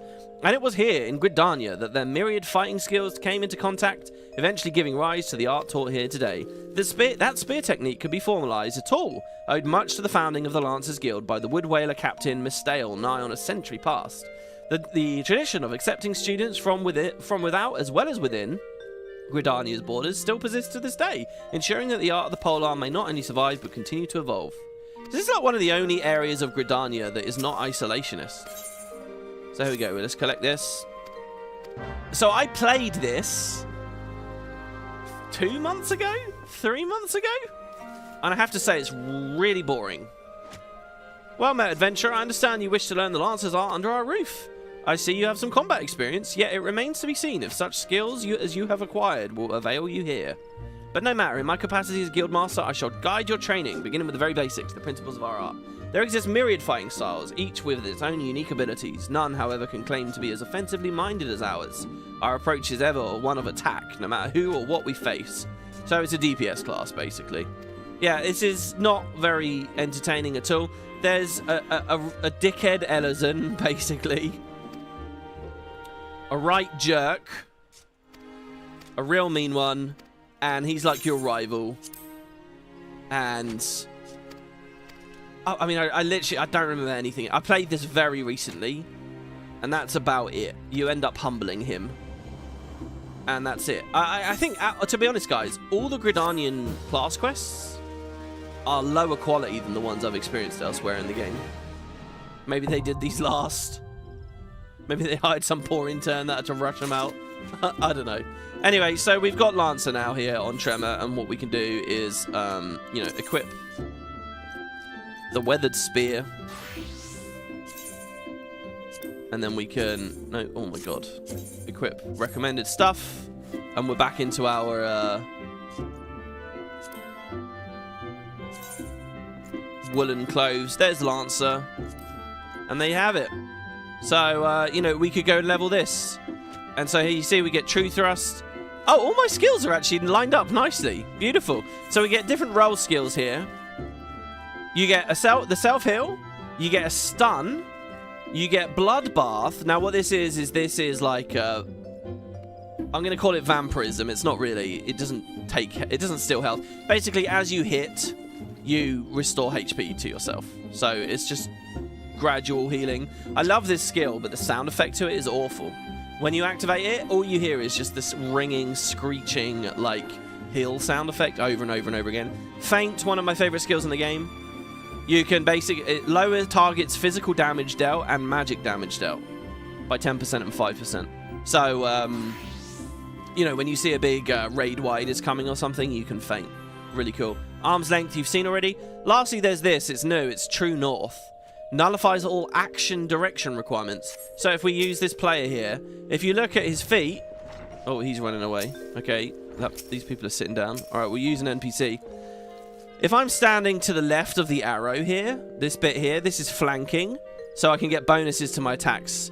If I'm behind him, that's rearing, and I can get bonuses to my attacks. When I started playing the game, I played on Monk, and I used to, every button, it would go rear, flank, every GCD. And they have quick GCDs as well. But they've refined and nerfed a bunch of that out in Endwalker. So I haven't played anything like that for a long time. But it is fun, and that's kind of the thing that you do as a melee. But you get True North. Sometimes there'll be like a big AoE behind him, and it's like, well, what do you do? Well, for that, you get this roll skill. So every 45 seconds, you can get full procs no matter where you hit someone from. And I really do like playing melee DPS. It's very fun. And I still adore Monk. I think it's really cool. So that's it. Oh, and Dragoon, by the way. So Dragoon and Lancer don't really get many of them. Well, you do, but, well, we'll talk about it as time goes forward. So anyway, there you go. That's Lancer. Now, let's go out and see this Chocobo, shall we? Of course, the Lancer storyline is really boring. The Dragoon one is really good and comes second. And that's what we'll be playing today. So, let's head out to the Central Shroud here. Wait, now my... Oh, I see, actually. Okay, I see. We can also unlock our third skill. Well, you're gonna see me with my third skill bar in a second when we swap characters. What else have we got to show off here? Right, I have on my list to unlock ventures. But I don't think we really need to unlock them. I can just show the feature off to you here. Alright, so look, we gotta hit the little ladybugs and stuff. Alright, it doesn't look like the crazy weather is going on. Oh, did it actually by default put the headpiece on? It did. Usually it doesn't. I love this, man. Like, 2 ladybugs and you level up. Ta-da! We even get a chain bonus from that as well. It's not with the hunt log reward either. I think 3 ladybugs and we'll level up again. Yeah. Okay, well, alright, so, a Chocobo. Really, if one of you guys who's in-game want to come over here, I would love to ride it with you here. Now, I think I heard that most multiplayer mounts in the game are, 4-man? Or maybe even 8? They're, like, big. You get lots of... Is this the only 2-man one? Oh, my God, it's red as well. Is that amber? Titish Guardians. Red represents true love and loyalty to this wild chocobo from the Dravanian Forelands. It is meant to capture at the... it meant capture at the hands of hunters who easily found a red chocobo striking out like a sore thumb in the midst of all his yellow brethren. Wow, do you know what's crazy? On my main, I bred him to be bred. This makes me think maybe I should get a different one now then. Because I can get red, black, yellow, and then, well, I don't know. So, the 2 people can get on this. How does this work? Do I invite someone? Should I invite Una to ride it with me? Need an invite to the party. Okay. I need to make a party. Invite to party. I can't invite that person for some reason. I can't invite Una to a party for some reason. There we go. On he gets. Jack of cards. I can see that there's the space, obviously. It's funny, it doesn't feel too much bigger than the regular ones. But it is, actually. Look. And now what? Do I invite you now? How does this work? Can't he just right-click me? We're not in a party? I'm in a party. I'm in a cross-world party. We're in the squad thing. What's a squad thing? I'm out of my depth here. I don't know what... Is this party not good because it's cross-world? That doesn't count. Oh, there you go. I can invite people now. There you go. Okay, it's now a regular party, not a cross-world party. Oh my god, and he instantly got on. Hey, that's pretty cool. Yeah, so I don't know. If anyone can confirm that 2-man thing, Oh, and you can emote from the back as well. So what is this useful for in this game, though? It's funny, it makes me think of End of Dragons with the turtle. I remember the pre-release comments like suggesting that would be in some way a game changer, and I was thinking, will it? I don't think it really was in the end. Yeah, look. And this guy has a multiplayer mount. Let's be a passenger here. Ride pylon, and I can pick my seat. I'll ride seat 1. Or I'll try it. I think it moved away a bit. No? Do I have to be even closer? Oh, there we go. We're in. Nice. And it's like the start of the game again. It's just like the start of the game, actually, because we're in the forest as well and everything. Yeah, this is cool. I don't know what the practical benefit of it is. I guess it's a bit like being in a skiff as well, you know? It's got this crap off the screen. There we go. Still love that. Yeah, look, he's all sleepy in there. I wonder if you can fly people who haven't unlocked flying. Oh, that's a good question, and we could have tested that in the last episode, but now it's too late, because we have flying. Yeah, the only time I've ever used this... Look how quick he is as well. Oh, no, I know, you can do this. You can unlock flying for people that haven't got it. So, I haven't explained this yet, but later on in this game, you can... you have to get map comp. You don't just automatically unlock flying. You have to get map comp, essentially. Okay. So, you will always have a classic adventure first. Your mount will be slow. It won't be particularly fast. You can't fly. Once you get through and you unlock more stuff, then you can fly. So, there is a map in the Shadowbringers expansion. A really amazing map. I'm just going to say one word here. Zanarkand. Okay. And, if you know, you know.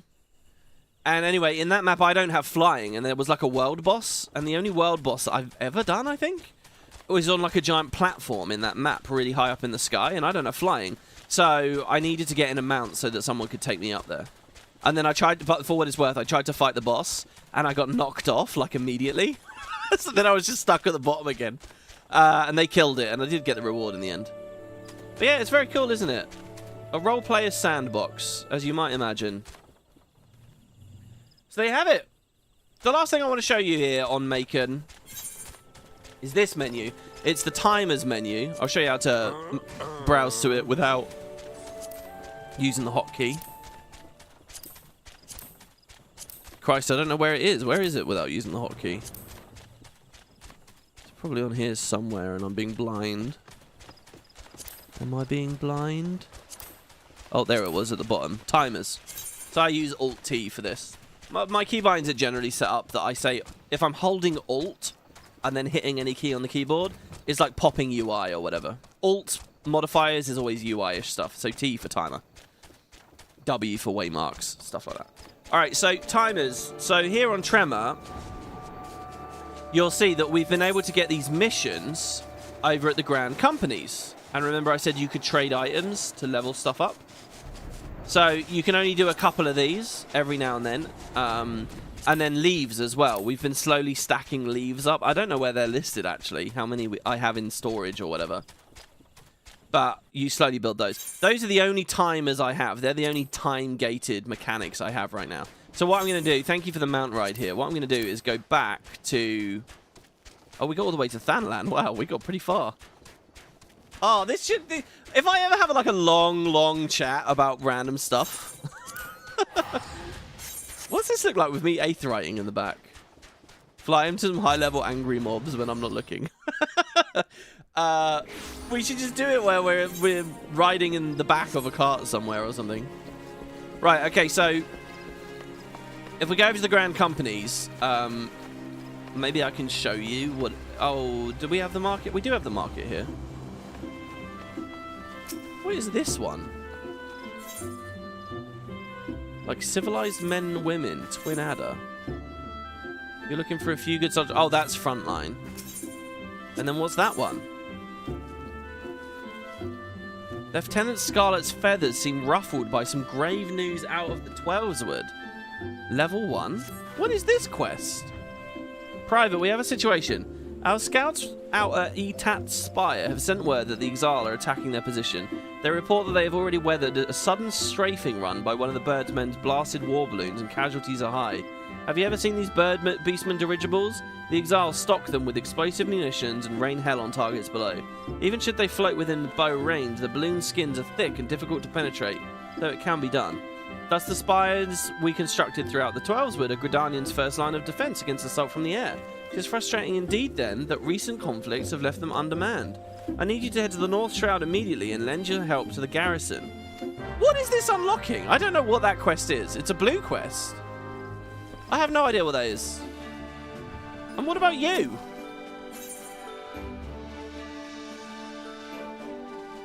Oh, that's reputation stuff, probably. Okay, so anyway, so we can go to this guy. And we can undertake a mission. So if we bring him some Tinoclar mistletoe, what that will do is level up. It will give us XP. That's not for combat class, is it? Oh, maybe it is actually. So I could go to the market board and buy that there. And I will do that because I want to show you guys what it... Dude, the Twin Adder music's not bad, eh?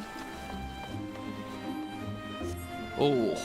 This town's not quite as good as Uldar, I have to say. In Uldar, I can teleport to the market really quickly. In here, I got quite a walk. Me as a little level 1 Lancer here. Jesus, and what is the waypoint as well? Is the amphitheater? No, it's the Leatherworks and... No, it's not that. It's not the amphitheater. Botanist Guild? How do I quickly get to the market board? What's that? Oh, it is the Leatherworks. It is this one. Sorry, guys. I'm getting lost. I'm getting all over the place here.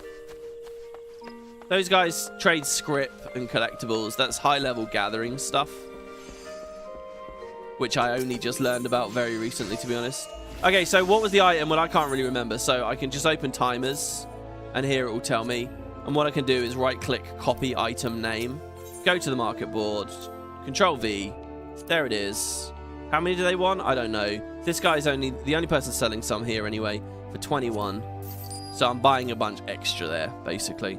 But he was the only guy selling anything. So there you go. I just bought those off of a player. And here they are. A variety of parasitic plant that is commonly found growing on trees in the Black Shroud. And you'll notice it costs basically nothing. And that's because I'm doing this for such a low-level thing here. But yeah, back to the Aetheryte Plaza. WB, have you watched the Netflix anime yet? No, I haven't. I haven't watched it yet. Because I don't know how I want to do it. What if I want to do like a first impressions review? You know, watch the episode, jot down some first impressions, and then maybe at the end do like a full review. I don't know how I want to handle it right now, so basically I've held off. Not just that, but I've had other stuff that I'm doing. So here, undertake the mission. And then we can hand these in, all 10 of them. And you'll notice we get some company seals, and we get a bunch of XP. But what that did was that leveled our gatherer, sorry. So it's the gatherers you can level here with this. And that was my botanist just leveled up. In addition to logging, botanists can use secondary tools to harvest items from patches of foliage referred to as lush vegetation. As is the case with mature trees, these locations are only discernible when using the action triangulate. I see, so I can equip my offhand already. That's like quarrying as a miner there. So there you go. So that's like, and you saw it, we got the big pop-up. Usually when you're doing these, the pop-up just keeps going relentlessly. Finally, there's these expert deliveries. Now, when you have high-level gear, or, to be honest, most gear in the whole game, you can trade them in here for even more seals. So look, throughout the whole storyline so far, we've got 3,000 seals. Is that enough for a promotion? I would love it to be. Your present rank is Serpent, Private, 3rd class. In order to be promoted to Serpent Private 2nd class, you must fulfill the following requirements. Yeah, we can pay 2k. Here you go. So we can rank up.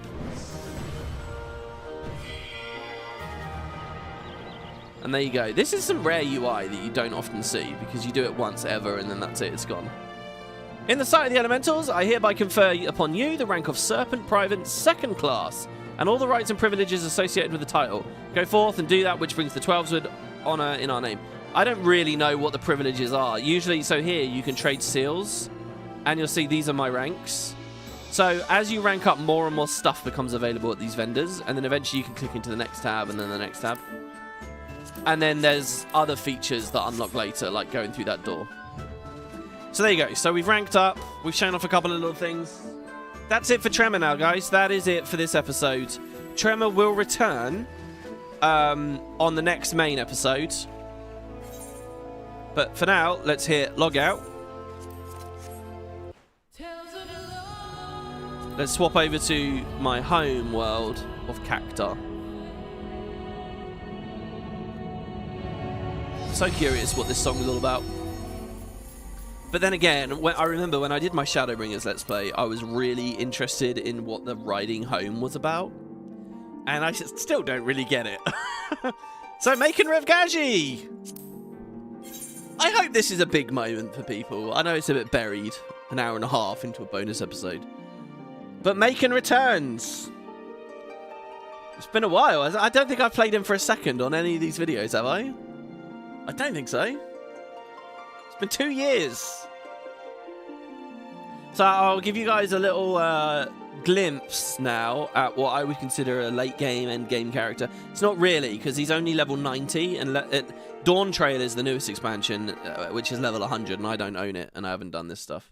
Hey, thank you for the gifted memberships there. Man, you're really going heavy with that stuff. Thank you very much. I hope you're okay to be able to do that.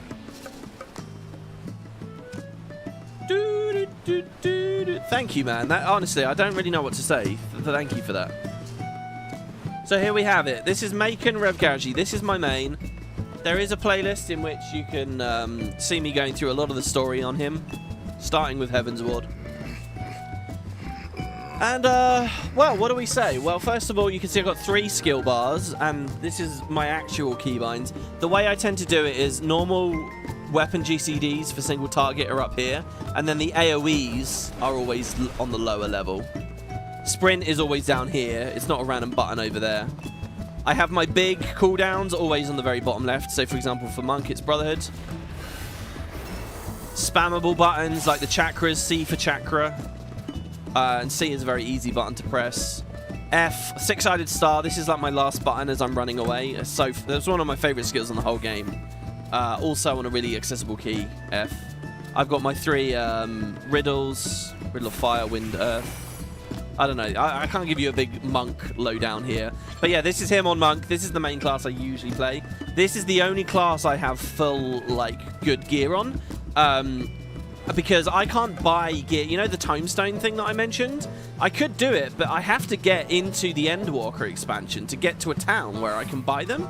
I can't, but until I go to that town, I can't access the vendors to spend my Tomestones on. So the only way I can get higher level gear is by buying it from players who craft high level gear. So I spent a shit ton of money on Monk gear, basically, because I haven't played Endwalker, because I've been waiting to play Endwalker right here, basically. So, so yeah, if we go to my gear sets, these are Maechen's gear sets. Oh, and by the way, I can just control I here. So, for Monk, I have... all these classes are level 90. I have eye level 640 on Monk, which is the Endwalker thing. I think Dawn Trail is like 720 now, or something. So, that's my Monk. He's who I'd consider my main. As a second class I play a shit ton of is Dark Knight. I have a lot of different, like, appearances for Dark Knight. This is kind of just the one that I'm on at the moment. I love this sword. This is just the unsheath animation on this great sword is the coolest goddamn thing ever. So yeah, Dark Knight I play an awful lot of, and I do have a lot of different outfits for him. Black Mage I played recently. I really like Black Mage. Here's like, and mostly what you're looking at is the classic, like, iconic class armor for them. And by the way, there is a target dummy here, so you can see, like, some of the animations and things. So obviously that's just fire, that's not too exciting, is it? But here, like, Fire 4. And also I, like, unlocked High Fire and stuff recently. Or Or High Fearer, I should say. High Fire 2. But yeah, what you might notice here is I've got this absolutely stunning hat on. Why have you got the stunning hat, WP? Usually this race has its hats disabled. I'm just going to say Penumbra is amazing. And so you can have hats. And if you play as like a bunny man as well, you can get hats as well. Next is Dragoon. Oh, I'm in combat now though, of course. How do I break combat from a target dummy? I just have to run away. By the way, you might wonder, where am I? I'm at my house. Or rather my apartment, because I don't own a house. There you go. I think that click was probably me breaking combat. No? Wait, how do we break combat from a target dummy? I'm so far away! Oh, there we go. We broke now. We broke now. So, next is... No? There we go. Next is Dragoon. Now, this is ugly as sin, this armor. This is the newest armor that I unlocked, and I really wanted to make it look good, but the colors are like all over the place and just a bit ugh. So, I don't know, man. The actual just default original Dragoon armor, because every expansion like gets some new class armor, I much preferred. And realistically, I'd rather be wearing right now. But, you know, it is what it is, I guess. Where the hell am I? I'm trying to show you guys the swimming pools as well as we move around. Dragoon has this nice little thing, though, where we can actually move as we jump and climb around if we don't mess it up. Jesus, how far away did I go? I'm completely lost.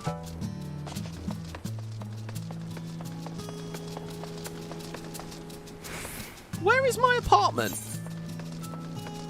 Maybe it was down. We go this way, just maybe?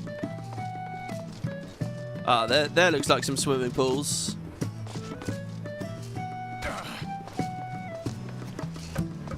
Are these? Yeah, maybe. Here we go, here we go. So, it's not uncommon to see players here. Look at this. This is just like being on holiday. Look at this. This is so good. I really like the Uldan housing district. It's the best, man. And I think the apartment or hotel, I guess you could think of, is somewhere. I don't know. Maybe we'll TP back to it. What else have I got here for classes? I've got Warrior. So this is what I've recently been playing a lot of. Insanely strong. The defensive utility it has is amazing. Like, it can barrier and regen the entire group. It has really good damage before level 100. Like, it out DPSs every tank, flat out every time. It's just so strong. It's got so much utility to it. It's amazing. Machinist, I don't really like this very much. I haven't played it for a long time, to be honest. Maybe I'll get back into it at some point. Blue Mage. Yeah, I did a video starting this off. My Blue Mage is like level 4 or something. Level 11. This is the beginning Blue Mage gear. Oh, and by the way, all of these, you'll notice on all the skill bars, I have this button here. This is the soul. And if I ever press it, this is their class emotes. So that's the Blue Mage V stance, I think. And then this is the V pose there. And it is incredibly flamboyant, as you can see. But it's, I think Blue Mage has got like this weird big theatre theme with it. So for example, here's the monk ones. You do like a backflip, getting ready for the fight. There you go. And look, we have a Tombury, by the way. Tombury Mini. And then this is the victory one. And again, you could just imagine like starting a fight and then ending a fight in the other Final Fantasies. They're doing these. Here's Dark Knight. Oh yeah, I also have like him... each emote, I also have like extra emotes on there where it's like they'll do something flavorful for the class. So the monk will start like boxing or whatever. Black Mage, I can't remember what that one is. Not too good. The Red Mage one is the coolest one by far, for sure. A lot of the emotes can be a lot fancier, by the way, with like weird visual effects. Dragoon's cool. You jump, as you can imagine. And jumping is a huge thing in the class. There, that jump there. Warrior is like... I don't know what it is, really. By the way, a lot of these are the same for the lower classes. Like Marauder will do the same thing. There you go. He's roaring and he's angry. Machinist... is the last one. I think you just shoot the gun. Pew! All of these are classes that Tremor doesn't have, by the way. Tremor has his own set of totally different classes, as you've seen. I also, so for the other professions, I do have fishing quite high. So this is like my fishing outfit at the moment, and I only just started leveling this. You look around my waist, I've got all like these cool little trinkets and things. That's true on the Black Mage gear as well, which I think looks super cool. So that's me as a fisher. Here's me as an alchemist, which is crafting, and I've never done anything with. Leather worker, I've never really done anything with. We're basically naked here. Miner I do a lot of. This is my latest mining gear. And then at the very bottom, I just have some of the like race clothes. So this is like the default Hrothgar clothing. Oh, my YouTube just totally froze there. And I'm really worried that I just went offline. I don't think I did. I don't get the page back. All right, I've just refreshed. Hopefully we're still good. That's really worrying. This is gear from one of the things, like the MMO within an MMO. It's called Eureka. And then this is the Noctis armor from FF15, which I actually really like. I like the Noctis stuff. I don't know. All right, so let's teleport back up to the apartment here. Basically, once you have an apartment, you can teleport to it kind of cheaply once every hour or something. I don't know what it is, but it's very, very, very low price. So whatever town you choose to live in, you can get in and out nice and cheaply. So a few things. Here's my chocobo. He's stabled at the moment. This is Garnet. And I guess a red chocobo is no longer that exciting because we just saw one with the two-man mount. But yeah, so he's in his stable. We'll talk about that later, that feature. You can also get a market board and a summoning belt. So I'm going to show you my retainers here as well. So I have 2 retainers. You may recognize these from before. There's Edna Crandall. They're like Simpsons references, really. She's a fisher. She's a level 67 fisher. So she's slowly been fishing and getting more powerful as a fisher, following in my footsteps. And then I also have Dorothy Spudsworth, who is a level 77 miner, and she's getting up there slowly as well. They store items for me. They can store gil for me. They sell items. You'll see that this guy's selling 20 items. This guy's selling 10. And they have ventures. So I guess let's just do Dorothy first. So here's Dorothy. And like I said, she's quite cool, but you really have to zoom in to see her. So that's the Lalafell. That is a creation of Twitch chat. I did not, like the name and everything, that's all you guys. Like the Booba Vieira we got on Tremor recently. But yeah, so she's been on some kind of an adventure, a venture. So I sent her out to explore the Highlands, and she took 18. You can do some of these where it's only an hour, or you can do some other ones where they'll take like 18 hours. So you can do it, you can level them in 2 ways. One, you can relentlessly no-life the game and do it every hour on the hour, every hour on the hour, and they'll level up really quickly. Or you can just do it once per day. And I have them on the once per day one at the moment. And they don't ever really bring me anything that great back, but I guess at some point they'll bring me really good stuff. What's important to note about Dorothy here, though, is the stuff she's wearing is literally gear I used to wear. Like when my miner was a bit of a lower level, I used to wear that, and then once I tiered out of it, I gave it to her as a hand-me-down. So it's very good gear she's in. So what I can do is just confirm that. And she says, go on, Gadiri, take it. And there you go. So then we can send her on another venture. You can do the quick exploration. That's the 1 hour thing that I said. You can tell her to get a very specific item for you. So, like low-level items, like these fire shots. If it's got a tick, it means I've gathered it in my log before. I've done it myself. And you can only ever ask her to get something that you yourself have found before. It's like you have to teach her, you know. So yeah, then eventually it requires her to have a certain like eye level, I guess, or something. Her gear needs to be quite good. I don't know. I think the way you get money off of these eventually is you pay the slightly higher sub, you get 8 retainers, and when they're all max level, you specifically say, okay, get me cobalt. Or get me, not cobalt, but certain items that are rare and sell for a lot. And they'll bring you like, 10 back, 20 back, 50 back, I don't know how much back. But you can keep doing it. See, it only takes 50 minutes. So once you've got them fully leveled up, I think that's a thing that you can do, and you can make big money. I've not got them to max level, though, so I don't know. And to be honest, I couldn't, because I don't own the latest expansion. But here you can see, it costs me ventures. It's a currency. Basically, I pay her that, and then she can trade that for gil or something. I think there's actually official law about that somewhere. Were there ventures and things in 1.0? There might have been. So what I tend to just do is I don't do quick exploration. I don't do the mining. I just say Highland. And so here you'll see, you can send her out on the best Highland expedition you can find. See, it requires better gear or something. I don't know what this is. But so it will take her 18 hours, and I assign her to do that. She says, is that all? A trifling task. And now, when I say goodbye, she'll go off and do that. Meanwhile, so she's selling stuff. So she can sell up to 20 packets of items at once. And you'll see, I just have her selling cobalt. Little packets of 99 cobalt. And dark matter here as well, which isn't shifting, it seems. This is actually quite expensive, 329. The market's not very good for this at the moment, but I think over the weekend it will start selling. And then, yeah, if I want to sell something else, like I've got more cobalt here, I can just say put up for sale. And then say like 299, confirm. There you go. And that's what I tend to do. As they sell, I just keep refilling it and getting money. That's it, I think, with retainers. I'm not sure there's anything else really going on. Oh, yeah, you can reset their class, but they'll go back to level 0, so be careful of that. You can set them up on combat classes as well, and crafting classes. So I don't know what the best thing to do is.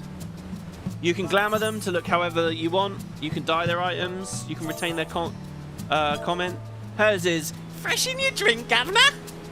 And then also, I got all your fish, because I wanted a little reminder for myself that she's the fisher. Sorry, wait, no, she's the miner. What the hell? I fucked that up. Well, there you go. That's it. Oh, and she's a bank as well. So, her as a bank, all my old orchestrion roles. So, some orchestrion roles, you've got to be like an alchemist to restore. They're called faded. And I'm not an alchemist, so I can't do anything when I get them, but I don't want to throw them away, so I leave them in here. All this other stuff is raid rewards. Oh, and a bit more cobalt there as well. So that's her as a bank. Blessings of the 12 be upon ye. Oh, look, she had money on her as well. She had 200,000 gil from some other sales that she just made. So I can withdraw that gil. There you go.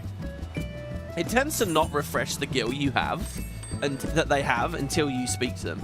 So here's the other one. This is Edna, and Edna Crandall. Her name's Krabappel. I've been calling her Crandall. I'm such an idiot. Oh, it has been such a day as you wouldn't believe. So she has a venture report for me with some cash, and I can just click reassign to just send her out again straight away. So it only takes a second. She's just selling cobalt again. Her inventory is decorations. Oh, and fishing baits. So random decorations I've got just from playing the game. A lot of them aren't even really worth much. But I'm just holding on to them until one day as I might do something with them. Like I've got these vegetable stalls that I'd like to use eventually. And she's a fisher. She's my fisher. But the thing is, so if you have a look at my classes here, my fisher is only level 68, so she can only level up once more. And the way that I level my fisher mostly actually is through the timers. So the mission allowances, like if I go buy a bowfish, I can trade that in and just get like a level or half a level on my fisher. The thing is, the fish are really expensive. Look at that, 70,000 gil. I don't want to pay 70,000 gil. That's way too much money. But if I transfer to Sargentanus for a second, it would be 20k. I can level my miner with a Hydurium sand. And then the crafters, but I've barely ever touched those. I should do that at some point. So yeah, and then my classes: Warrior 90, Dark Knight 90, Monk 90, Dragoon 90, Machinist 90, Black Mage 90, Blue Mage 11. And you'll notice I don't have any healers. I have like one from each category, but never a healer. Tremor has a healer. And then there's these guys. There's also reputations. Oh god, there's so much to talk about. Yeah, I have 1,500 commendations almost. I think I need like 3k, I think it is, for all the rewards, all the commendation rewards. Like if we go to achievements, and if I how do you do this? He's under character, maybe? Commendation. Here, look. There's a whole tree of rewards for getting commendations. Receive 10 player commendations, gives me a title, the heart of the party.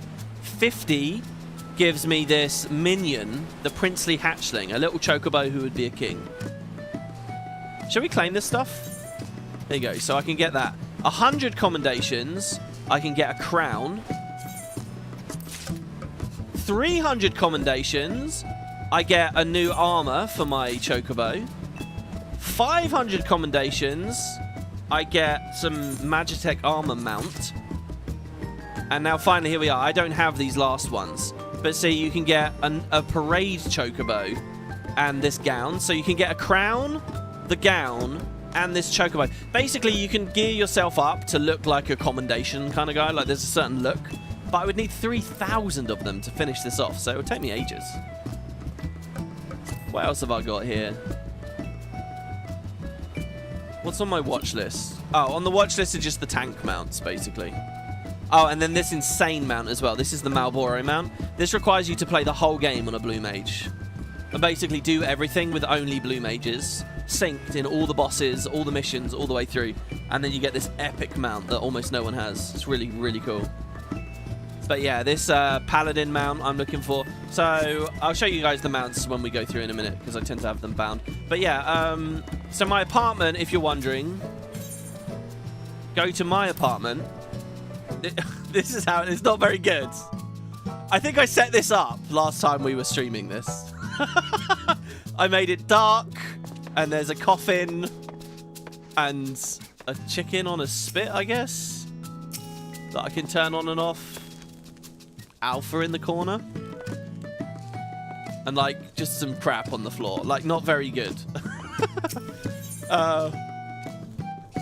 Partake of the green tea? What does this do? Oh, it literally just gives me food. Reduced durability loss. Yeah, so it's just a tiny little box. The newest dev announcement said that they're making the apartments way bigger. This is all that a man needs. Yeah, I know, right? So I don't know. When that patch comes out, maybe we'll look at the apartment and do a bit more. In the lobby, though, you can go to anyone else's apartment that you like in here, and I'm sure people have got really good ones. You can leave comments and stuff. All this stuff that I'm showing you guys is not technically a Realm Reborn. It's like one of the patches for a Realm Reborn. The patches were insane. These 6 patches are just crazy. But I'm using this bonus episode, if you can see here, to get ahead of some of these features. Just to explain some things, because we're not going to have time. There's so much story and stuff coming up. So yeah, Gil, like I said, I got 20 million. At 25, you can buy a really rare mount. There are 3 to pick. So you'd want 75 for all of them. And I like the idea of getting all 75. Or maybe even going to 100 million, I don't know. If you're not decorating an apartment and stuff, I don't really know how much you have here. These are tokens for the gold saucer. We'll deal with that in a later episode. I have my tomestones capped at the moment. I'm not really sure what I want to spend them on. Doing the thing where you have to get moonstones and then soil and all that shit is just a bit slow. This is a gathering currency. I have 50,000 flame seals, not twin adder seals. And there you go. Those are the only ones that I have highlighted at the moment. But there are a lot of other currencies as you get rep with the various factions and stuff like that. Okay, I feel like I was segueing onto something big that I wanted to talk about, and I've completely lost it now. So let me go have a look here. Oh, yeah. Oh, yeah. Okay, all right. So let's head on now.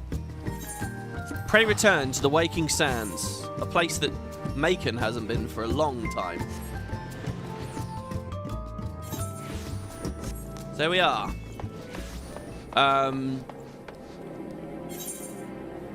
Now, let's turn off Lance here. I obviously don't need that. So for Dark Knight, for example, I do have the mount done already. So there's 2 of these. There's a regular Panther, and then this is the higher tier one that gets armor.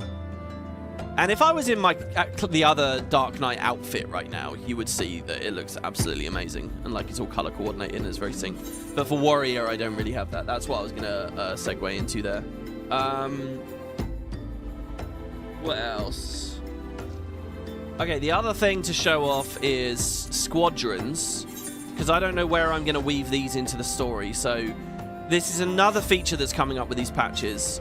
So Maechen is max rank with the Flames.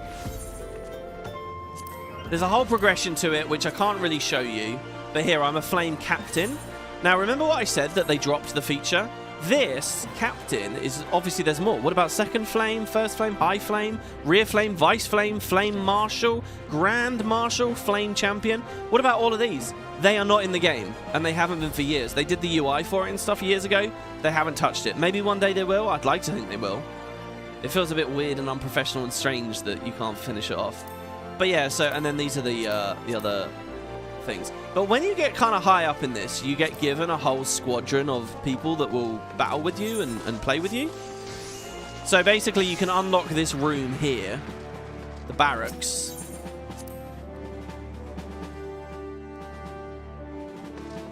And all of the NPCs in here are NPCs that have come to me and said, hey, can I join your group? Like over here, I have some enlistment papers. So this guy, Gotcha Panipir, is a Makote. He's level 53. I can see his stats. I can ask him questions and stuff. I can dismiss him. So you can curate your own team. And whoever puts their papers in depends on the kind of content you play. Like one of the rarest ones in the game is if you spend loads of time in the Gold Saucer. There's like this really crazy guy, but it's very, very difficult to get him. So it's kind of like recruiting Blitzball players or something, I guess. I don't know. Anyway, and you can speak to them. This is just a huge feature, guys. You can change their class to any of the base classes. Marauder, Gladiator, Pugilist, Lancer, Rogue, Archer, Arcanist, Thaumaturge. And they actually have a bunch of skills that have been removed from the game now. Like balance patches have removed skills, but these guys still use them, which is quite cool. They get like special perks. You can like change their tactics and level their tactics up. Like offensive means they'll do more damage. Defense means they'll take less. Balanced, independent.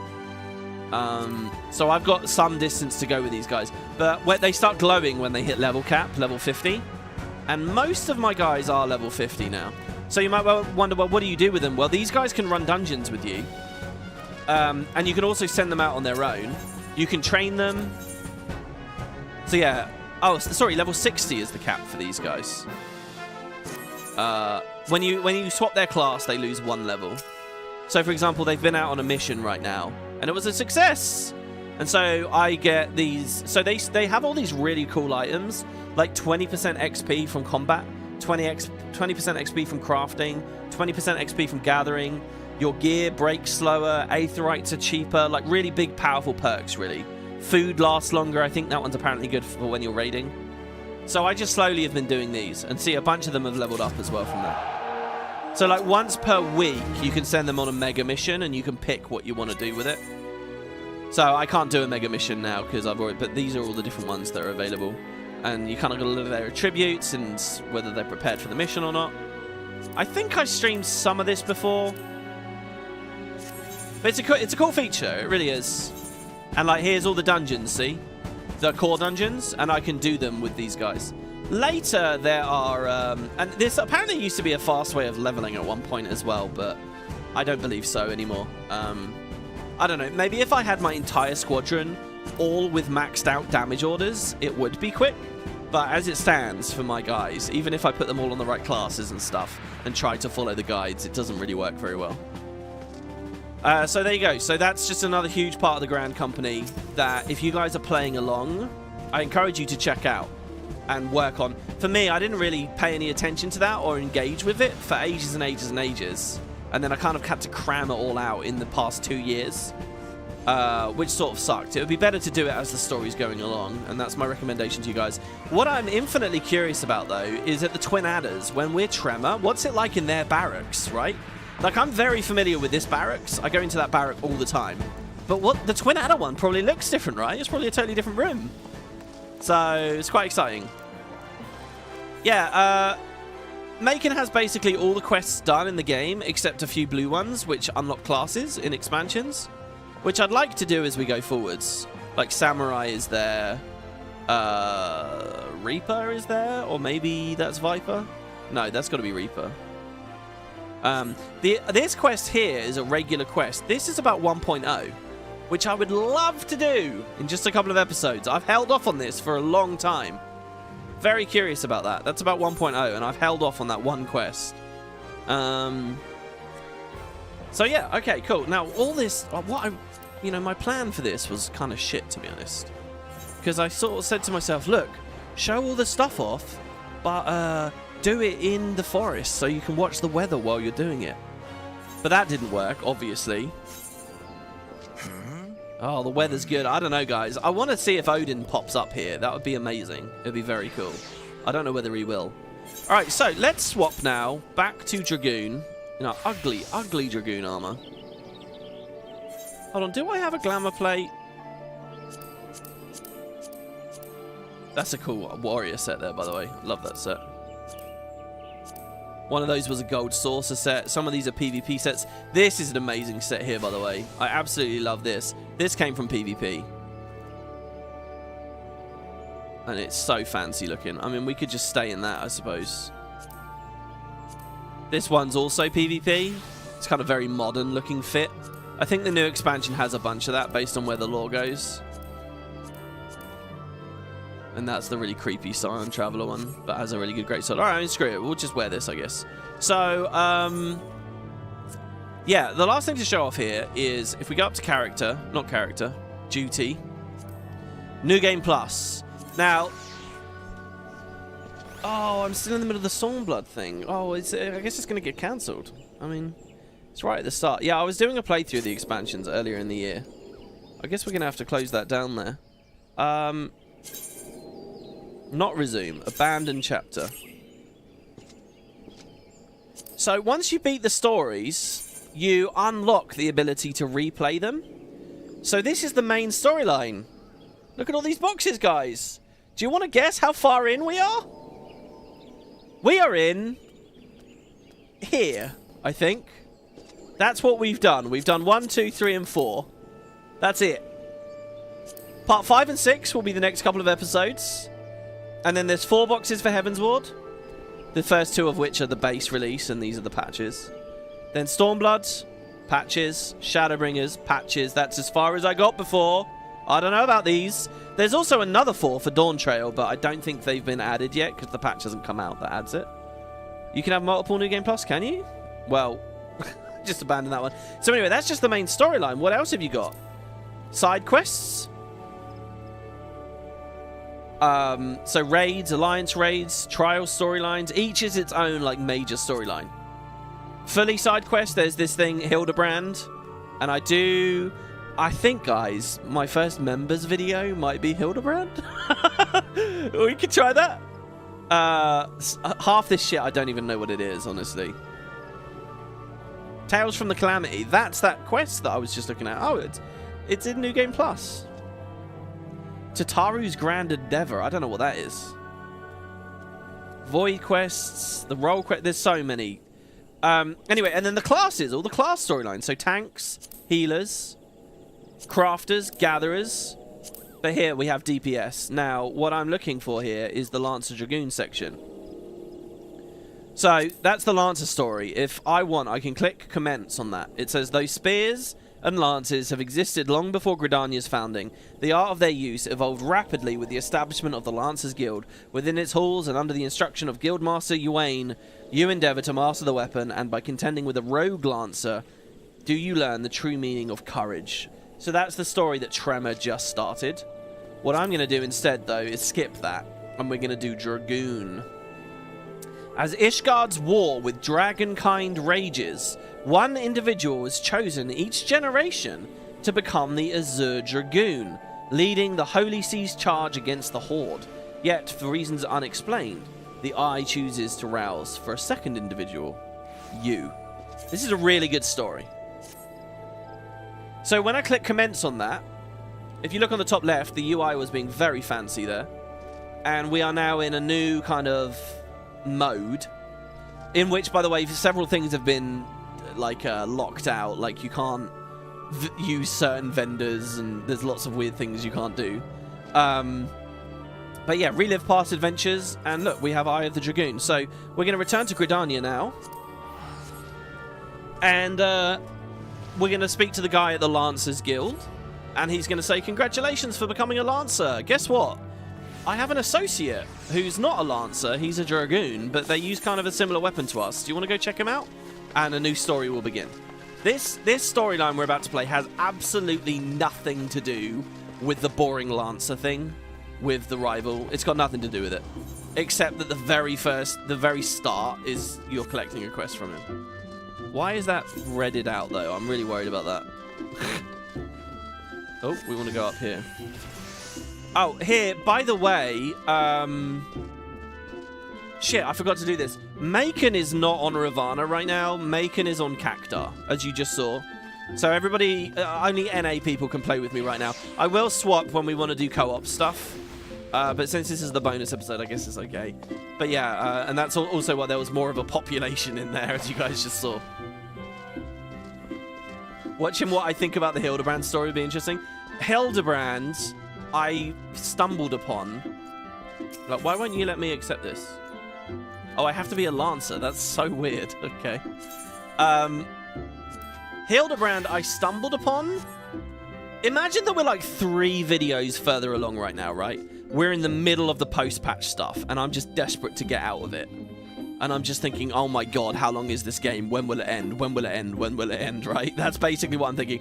And at that moment, I stumbled upon Hildebrand, and I didn't realize it was like a major feature. I didn't realize it was any different to any other side quests, and I thought I was just finishing a side quest. And it just went on and on and on itself, and I hated it. I really, really hated it. But I went into it with the wrong state of mind. I went into it, you know, just wanting to get through. I wasn't indulging in the comedy. Basically, it's a giant comedy story, guys. So I want to go back to it, and I want to give it some justice and try it out properly. Because I was not in the right frame of mind for it when I very first did it. And that's all I've done ever, by the way, the very first chapter. I know it's like a long story, but I've only ever really started off. Okay, so he seeks my aid in assisting an old friend. And I cannot understate this. This is a good story, and it's going to introduce us to one of the main characters of the game. Like a huge character. For anyone who's watching through this blind with me right now, remember this moment, this story, because it will blow your mind when you get later into the expansions. You'll be like, oh my god, this guy became such a big deal. So anyway, I dare say you might just be the right man for the job. The guild has urgent need of a capable Lancer for a mission beyond our nation's borders. Hear me out, if you will. I've received word from an Ishgardian friend to the effect that he requires our aid. I would have you go and provide that aid. As you may already know, due to her ongoing conflict with the dragons, Ishgard has kept her gates closed to outsiders for some time. The occasional Dragoon on patrol duty is about all folks see these days. In spite of her self-imposed isolation, however, the Holy See has never failed to honour her obligations to her allies. Well, they did at the Battle of Cartano. It's only fitting that we answer the call and lend whatever assistance we can. To this end, we offered to dispatch a contingent of wood whalers with all haste, but were politely informed they would not be welcome, much to our initial confusion. It was later explained that we were dealing with a matter of some sensitivity, best handled by individuals who were capable and trustworthy, yet bound by allegiance. And who fits that yet unbound by allegiance. And who fits that description, save adventurers? Secrecy being paramount, I can provide no details as to the nature of your task. All you need to know will be revealed at the rendezvous point. Should you accept the mission, take yourself to the observatorium. A knight by the name of Sir Alberic will receive you upon arrival. So, yeah, and let me be clear, this is base ARR. This is not a patch. The reason I'm doing this here in this bonus episode right now, I love that there's a sightseeing log on that cabinet there, by the way. The reason that I'm doing it right here, right now, is because this is when this came out. And what I'm trying to impress upon you is that players played this and kind of had, like, what, 2 years to think about it and ruminate on it before finally discovering what the first expansion would be and being thrilled that it was to do with this. So, yeah. So, by the way, in preparation for this, I have disabled certain mounts and minions so that they're not spoilery. Because some of my minions I use, one minion in particular, maybe you guys can guess who it is. I use a minion that is very spoilery for the story right now. And it likes to ride around on my shoulder and stuff. Oh, speaking of which, that's another cool thing that I like to do here. Check this out, right? Ready?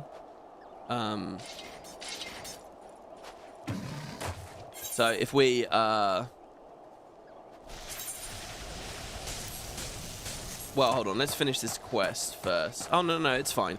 So, yeah, if I go to my minion guide, I can, so the Oppo stance is a big thing on Monk, so I feel a kindred spirit to the Oppos. So I can beckon to him with my emotes in my emote pouch. Oh, come on. Is he going to climb on me? Come on, up you get. There you go. And then we can just play like this with the monkey on our shoulder. I love doing this so much. Especially when I'm in my other gear. Okay. Alberic. Cool dinosaur. Yeah. The dino, I can't really remember where I got it. But he's cool. You must be the adventurer of whom Yuane sent word. Greetings and well met.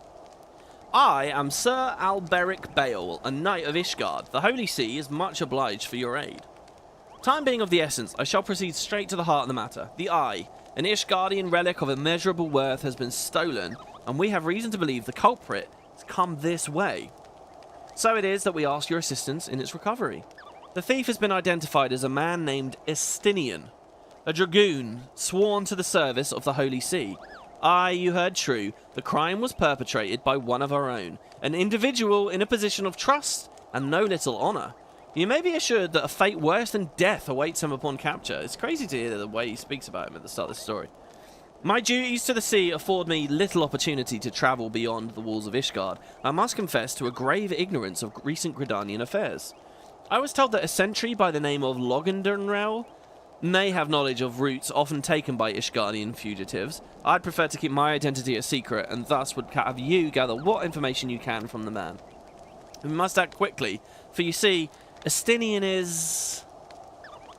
But I've already said too much. What matters is that we find our thief and the Eye with all haste. When last sighted, Estinian was clad in black armour. Now go, and speak not a word of what I have told you to anyone. It's so weird, man. This story is huge compared to what they do with it in the expansion. And it's like, it feels so small stakes, though. So what did he say here?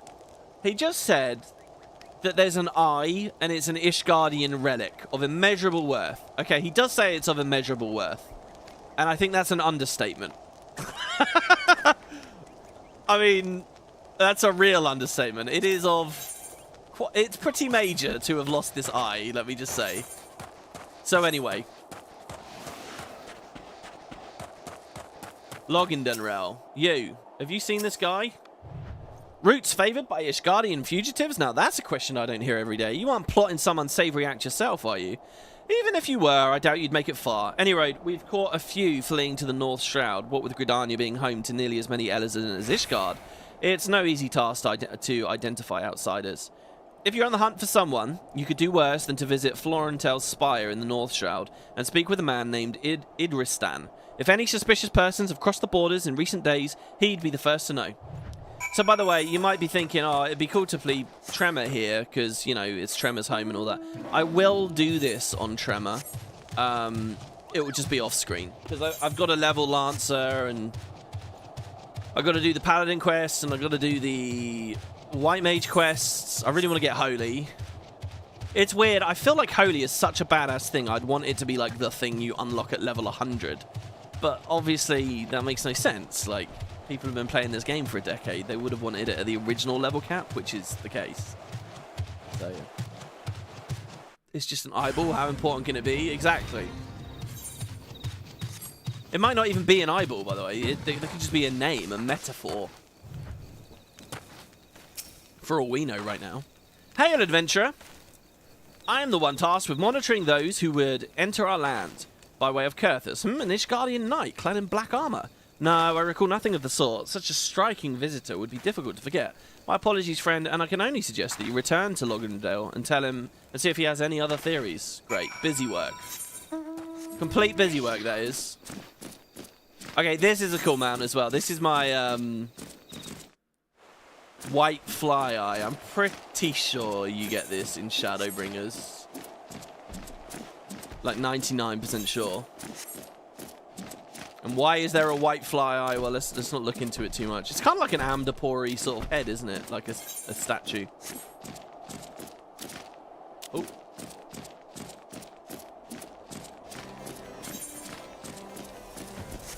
And it's good that this storyline's here to redeem the Kurthus stuff, because I don't think I'm a big fan of the base game Kurthus stuff. Oh, is it a Palace of the Dead mount? Is it? Oh, it could be. No luck, you say? Most curious why it's nigh impossible that a fugitive could make it this far without being espied from Florentel's spire, which leaves the possibility that your man is still in Ishgard.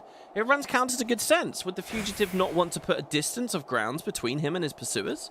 But by the process of deduction, it is a possibility. The climbs of Ishgard are not kind to drifters and vagabonds. That said, there has been talk of curious smoke wafting from a cave east of here at night. Where are you? I might begin searching there. Okay.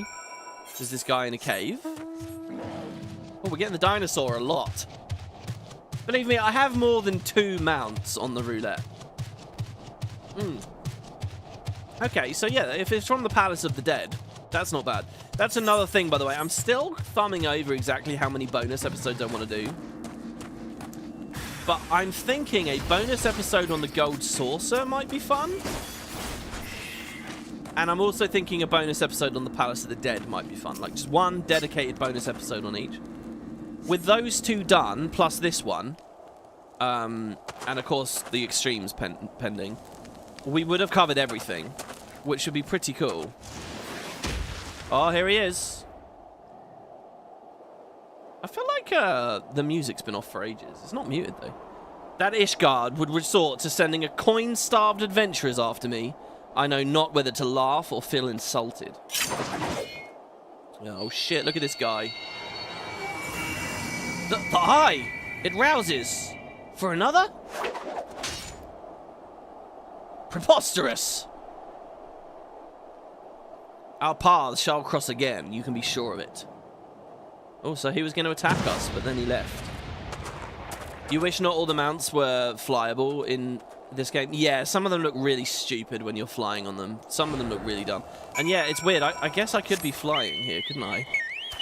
So here, by the way, this is an Ishgardian chocobo. And I always feel like it's desperate to keep up with me because I'm huge. Like, I feel like it should be Rogadin sized. It should be one of the Rogadin breed ones, not these little ones. I'm pretty heavy. I look pretty dense, I have to say. Alright, I found him. And the eye reacted to me? A Dragoon, clad in black, you say? Tell me all that transpired. By the fury, that the eye would choose another. I had not thought it possible. In light of recent events, it would seem an explanation is in order. The eye is no ordinary relic. It harbors the power of the dragon, which it bestows upon a single chosen soul, the strongest and the wisest dragoon. He who is a chosen is possessed of the power to fight our mortal foes, the dragons of Dravania, on equal footing, soaring the firmament as if it were an extension of the land. That man is known as the Azure Dragoon. So he's this big badass guy that jumps around slaying dragons. The Azure Dragoon is the light of hope for all Ishgardians, and the paragon of all dragoons. For this reason, you may imagine how it pains me to have to confess that the man you encountered, the thief, is none other than the Azure Dragoon, and that I was once his teacher. Needless to say, I acknowledge myself accountable for Estinian's misdeeds, and mean to do all in my power to find him and recover the eye. See, you know, earlier he said, oh, the guy, Estinian's gonna die, pay for his transgressions and stuff. This guy's his mentor and spent, like, a huge portion of his life with him. But I cannot do this alone. I require your help, Maechen, you, who have received the power of the dragon. You may labor to believe it, but there can be no mistake. The soul of the dragoon I bear glows in your presence. Irrefutable proof that you are chosen. What I cannot explain, however, is the why of it. Never before in Ishgard's long history has the eye roused to more than one individual in a single generation, but it avails us naught to cudgel our brains about it. The fact of the matter is that you're now a vessel for the power of the dragon. The dragon yet lies in slumber, however, and you must needs progress the means to wake it. The soul of the dragoon. I would entrust you with mine. Like Estinian, I once ruled the skies as the Azure Dragoon. Although that power has since become lost to me, it was simply by force of habit that I have hitherto kept the soul upon my person. I have no inkling as to why the Eye has seen fit to choose a second, and I'm an outsider to that. Yet one thing is clear, none can challenge the Azure Dragoon, and conceivably prevail, save another Azure Dragoon.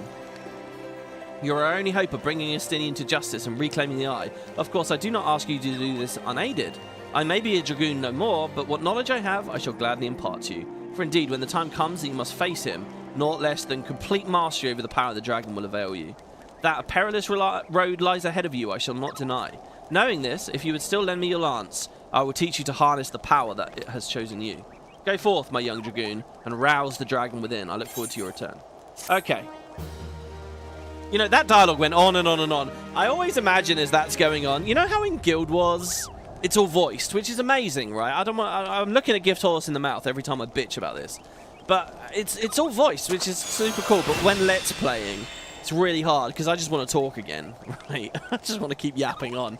And I go to speak, and then they speak again. And then I go to speak. Imagine this game with the amount of lines of dialogue there that felt like they were the final one. And then it just kept going, and then it just kept going. Oh, my God.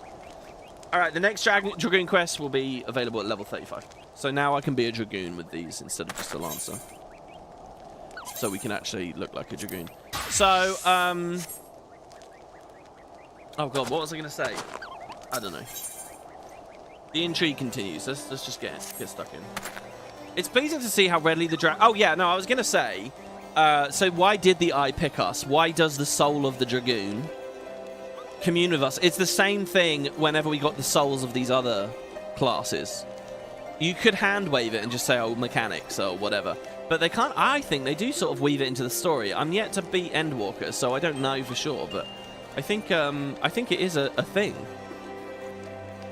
Basically the end of Shadowbringers started introducing some amazing shit that I think is related to it. Anyway, it is pleasing to see how readily the dragon stirs within you. You show great potential. Remember, we would have left and leveled up 5 times and then come back here. A potential that may well prove the difference between victory and defeat. Estinian is no ordinary Dragoon.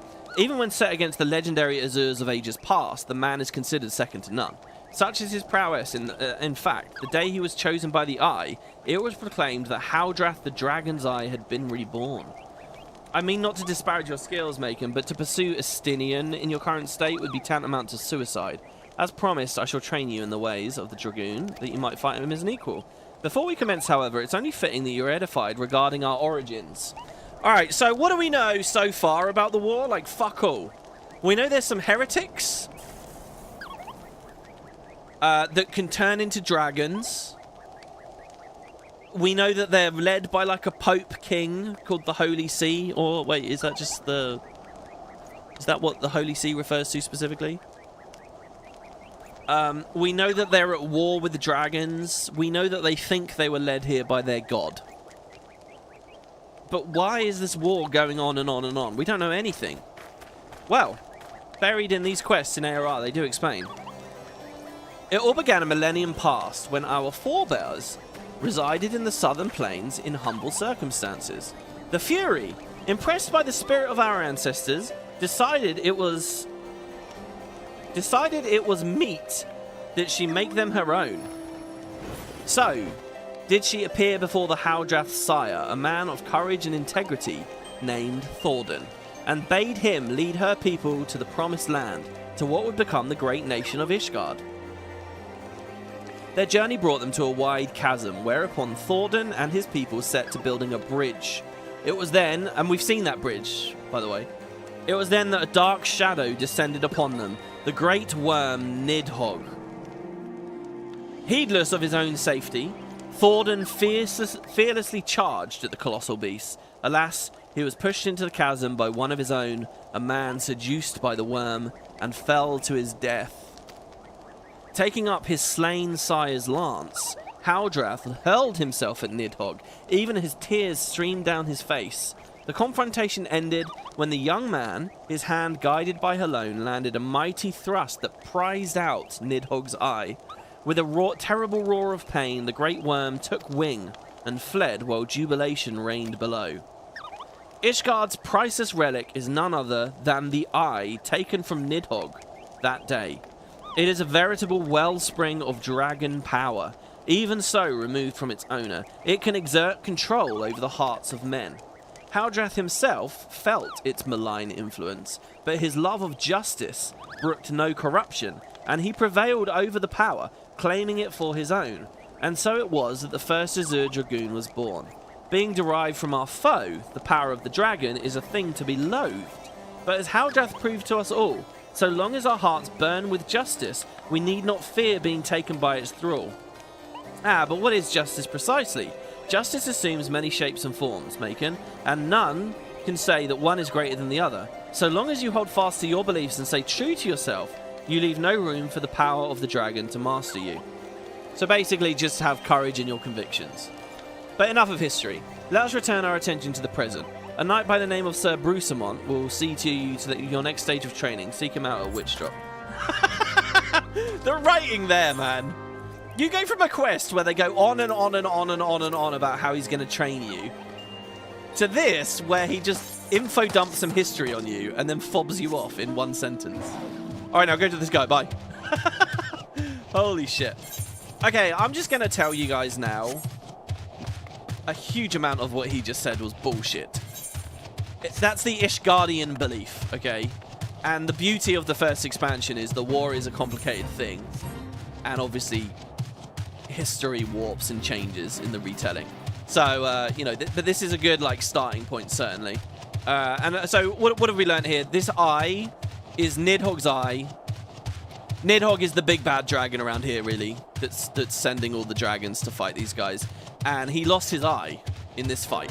The eye is full of power and magic. I mean, absolutely full. Imagine it, you know how crystals contain aether? Imagine that this is like a mega crystal. It's fucking bonkers. And finally, we learned that it's basically the One Ring from Lord of the Rings. It can possess you if you succumb to it. And what the Dragoons are doing, like, this is a flying mount here, by the way, and it just looks really weird. Basically, I think what they do is they, like, repurpose swimming animations? I don't know. But when would you see half these enemies swimming? Yeah, it's basically the One Ring, and it can possess you, and you don't want that to happen. I'm very confused right now. Oh, it's you. You're over there. Hello. Your icon had been culled out, apparently. Come on now. Yeah, I could set all my skill bars up that, like, when you're on a Dragoon, you only have the Draconic or Dinosauric mounts. When you're on a Monk, you have, I don't know. When you're a Dark Knight, you get the Dark Knight mount. The Warrior one is like a giant bear, by the way, and that's what I'm working on at the moment. I can't wait to get it. Okay, this guy, Brucemont. Do I recognize him from the main story earlier? So, the adventurer seeks to become a Dragoon. Ha! So, Alberic speaks of legends and chosen ones, but I would see you prove yourself in a more practical fashion. With your lance, defend yourself! From you? No? From this dragon that you were able to summon here? So, as a... oh, God, what do I talk about with the skills? Basically, the only other melee DPS I've played is Monk, which doesn't get any ranged, which is really cool. We get Six-Sided Tsar instead, which is fucking awesome. This actually gets ranged, so if you want to be like a Guild Wars 1 Paragon or something, pick this class. Because you can throw your spears and just knock things out. Obviously, I'm very strong at the moment, so anything in the open world, it's going to be a bit easy. But we get a bunch of jump abilities and things as well. You have some skill, I'll give you that. And the glow of your soul crystal. Perhaps Sir Alberic was not wrong about you after all. Now return to him. Your training here is complete. Was that it? Training? He didn't even ask me to kill many of them. Jesus. Oh, well, there you go. That quest was pretty quick. So, let's see. Level 30, 35, 40, 40. There's 5 quests. And we've already done 2 of them. I feel like this was quite a long story, though. Maybe the next couple of quests have more steps than you'd imagine. You'd actually completely forgotten that version of the story? Well, yeah, I did this very recently. Not only did I very recently play this, because I was leveling Dragoon on Maechen, but I actually, with Kerry, I replayed Heaven's Ward this summer. I've actually just very recently completed a replay of Heavensward. Basically, she came back to the game with Dawn Trail, refound her love for it, and we sort of went back through and played some of the old stuff. We didn't go back to ARR, it's just too crap. But Heavensward we played, so I'm quite familiar with a lot of this stuff. Obviously no expert, but yeah. The soul of the dragon grows even stronger within you, Maechen. Clearly your trial was a rousing success.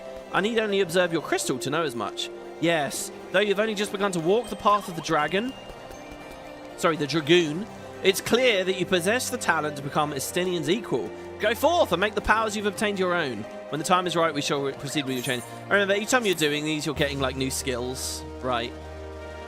So you get a new toy to play with, go level up 5 times. Get a new toy to play with, go level up 5 times. Here, for example, I learned elusive jump. That's the jump I've been using to move around by turning around. See, the thing in this game, guys, is when you're jumping, you can't change your trajectory, whether a normal jump or with a skill or whatever.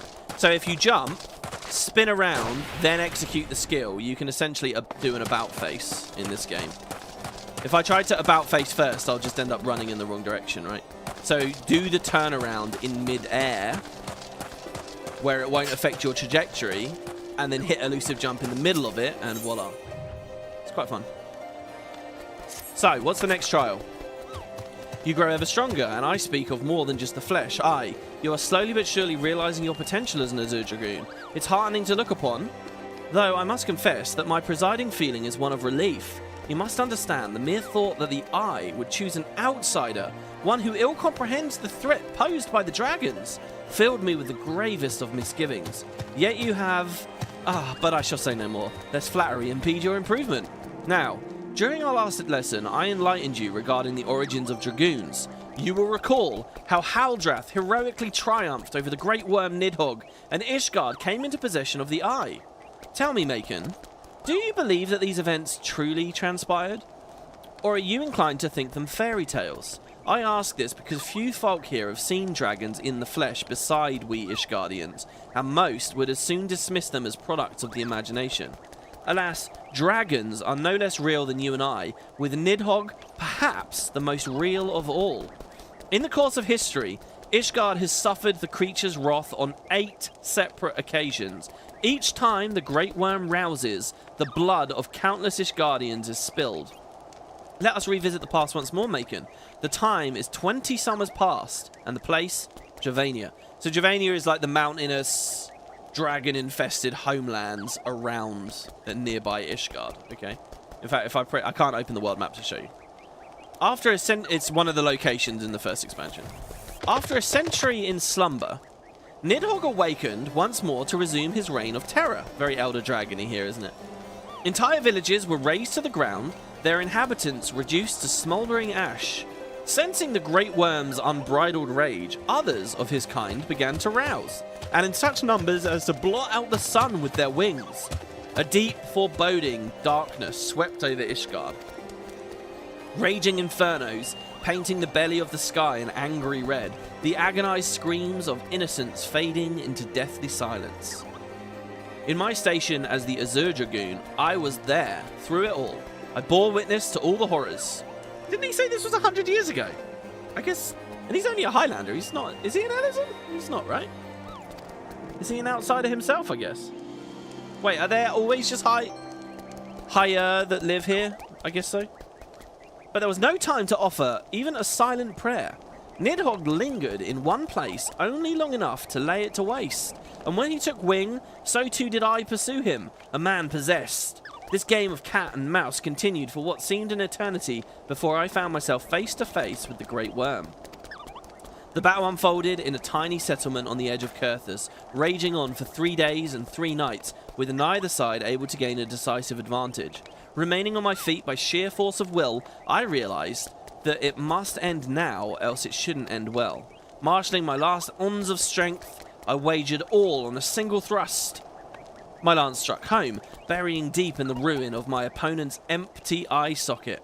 Yet before I could... You couldn't have aimed for the other eye, bro? Yet before I could withdraw my weapon, the worm lashed out wildly in its agony, dealing a blow that left me sprawled upon the scorched earth, nigh insensate. Insensate? In that instant, I thought myself surely doomed, but Halone was not finished with me. Having lost the taste for battle, Nidhogg let loose a blood-curdling roar before fleeing to the sky. The battle was over. While I did not perish from my injuries, I almost said inventories there, they rendered my body unfit to bear the power of the dragon, and I was a dragoon no more. Lying bedridden, my thoughts wandered to all the innocent lives that had been lost, the people I had failed to protect. This makes me think of Estinian being bedridden, by the way. That last conflict with the dragons of Dravania left countless orphans in its wake. Estinian is one of them, the sole survivors of Ferndale, the final village to suffer Nidhogg's wrath. Ah, this is cool, right? Ferndale, guys, that's in the Echovaled Forest. With none left to care for him, I did the only thing I could. I took Estinian as mine own son, instructing him in the way of the dragoon when he was of an age to learn. Yet I would not have you think me noble. My actions were born not of compassion, but of guilt. My guilt at having failed him. But alas, I've also failed him as a father. For what manner of man did I bring him up to be? A thief who would endanger the life of every one of his countrymen? Ah, you heard me right. All of Ishgard may suffer for his crime. Though we know little and less of the minds of dragons, it is conceivable that the disturbance surrounding his stolen eye will rouse Nidhogg to awaken once more. That his kin have already been stirred from their slumber serves as fair warning of that. Time is not on our side. So look, there's a dragon rising rumbling at the moment, guys. Fortunately, it would seem you are more than ready to embark on your next trial. Make your way to Witchdrop, where the knights Hestien await your arrival. Hestien. My nation is depending on you, Maechen. So yeah, like, these guys weren't just master and...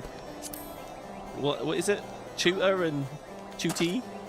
They were like father and son. He was orphaned after his failure. Estinian was orphaned after Alberic's failure, and out of guilt he took him under his wing. And now he's turned into a villain. A dirty thief that has stolen an eye that might possess him. Okay, so this mount is moving extremely fast, right? It's because I have all the mount speed bonuses. In fact, I could show you that as well. I haven't shown you that on Tremor. But here, look. Oh, no, I did show it on Tremor, didn't I? Travel, mount speed. See these stars? I got these from, like, a festival. There was, like, an in-game event, like an anniversary event, and I got, like, these Mog stones, and you could trade them for just instantly maxing these out. But when you get to the expansions, Ishgard and Kurthus, I won't click the other boxes because of spoilers or whatever. But I suddenly am missing a bunch of stars. So, yeah. And we definitely won't be talking about what the names of those places mean and are. Right, back in another chasm, I guess. Yeah, this mount, though, sorry, just to be clear, this is the reputation for the Emulger. If you max out your rep with the Emulger, like if I go reputation, I finished this one. I'm trusted with them, but I'm really crap with all the others. The Sylphs, the Kobolds, the Sahagin, never done them. Never. And then you can filter by expansions as well, and the only other one I have anything on is Stormblood, because it gave it to me for free. Hello. You are the one who would aspire to be a Dragoon? Why, you are not even of Ishgard! If you truly possess the power that saw Alberic sees in you, then prove it to me with your lance. On guard! They're all talking to me like they're gonna fight me. I mean, I could literally just...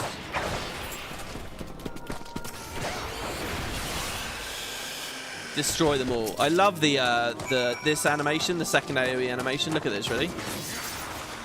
It's like Dagger 5 from this is Dragon Song Dive, by the way. What a cool button that is. Dagger 5 Dagger 5 on Warrior in Guild Wars. I love the Dragoon animations. That's strength! I have not seen its like since Estinian himself stood before me. Mayhap Sir Alberic has the right of it after all. Return and show your crystal to him. I have no doubt he'll be pleased. Alright. These quests, I only just recently did this, and I don't... Oh, look, we have a cactar as well. Doing his little spins. I don't remember these being this simple. But hey, I guess so. Go into a chasm, kill a couple of mobs, same thing. Copy paste.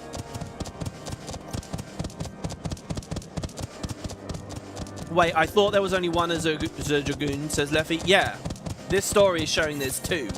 If you play as a Dragoon, you become the second. There are two this generation. And I have heard, by the way, that if you play Heavensward as a Dragoon, you get a bunch of different dialogue and branching scenes, which sounds amazing. I can think of two very, very specific cutscenes where there could be absolutely cool moments if you're also an Azure Dragoon. You know how Heart of Thorns had it was different if you were a Sylvari?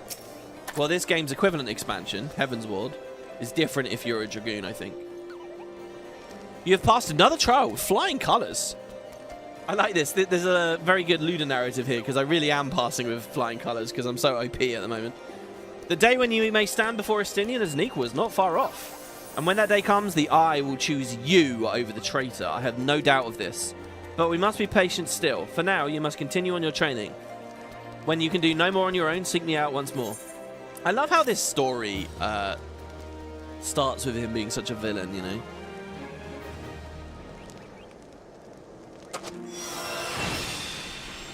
I should lift my visor up. So yeah, we got Doom Spike there. Which button even is that? Here by the way, you can use Life Surge to guarantee a big crit on anything on the next thing you're gonna hit. It's a fun little class. It's nowhere near as cool as Monk, but it's fun. Impeccable timing, Maechen. A message arrived from Estinian, but moments ago, and much to my sorry, let's reread that. A message arrived from Estinian, but moments ago, much to my astonishment. He would trade words with us, and bids us meet him at the Boulder Downs. As to his true intentions, I cannot say. It may well be a trap, but we must go nonetheless. I trust I can count upon your company. Absolutely. He's not going to hurt you, is he? So yeah, remember that big red rock area that I talked about a couple of times? And I said there was a Dragoon Quest. Here we go, look, we can actually fly here. Well, we're at it now. By the way, you might be wondering, okay, how does the flying work? There are invisible walls basically everywhere. And if you fly too high, usually you're not actually allowed to fly very high at all. It depends on the map. Flying was kind of the big feature of the first X-Pack. But you get this cool like animation here, showing that you're bumping against the invisible wall. And I love this as well. This is a very good example of the kind of like quality that's all over FF14. Like it would be pretty easy to just leave that as an invisible wall, but no, they put a little animation and effect and stuff on it. I feel like shit like that happens all over the place, all the time in this game. Yeah, see, so we're here. We also have this cool button, which will summon like a dragon. Well, kind of shoot them with a dragon. That is supposed to proc other stuff. And in fact, you'll see an eye in the icon there for Nostron. But I don't have it unlocked yet, because I haven't actually leveled this too far. Anyway, that gives me a big damage buff. Which is why there's all this crazy visual noise on the screen.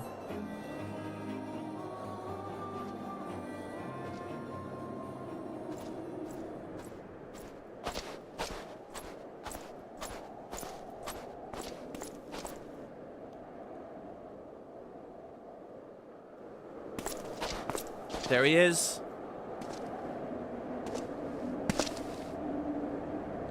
Greetings, Master. It has been too long. Estinian! End this folly at once! You must know that each second the Eye passes outside Ishgard's walls brings us closer to a repeat of the tragedy of 20 summers past. Surrender yourself and the Eye, and return with me to Ishgard before it's too late. He shakes his head. But it is already too late, Master, for you see, Nidhogg has already awakened. What?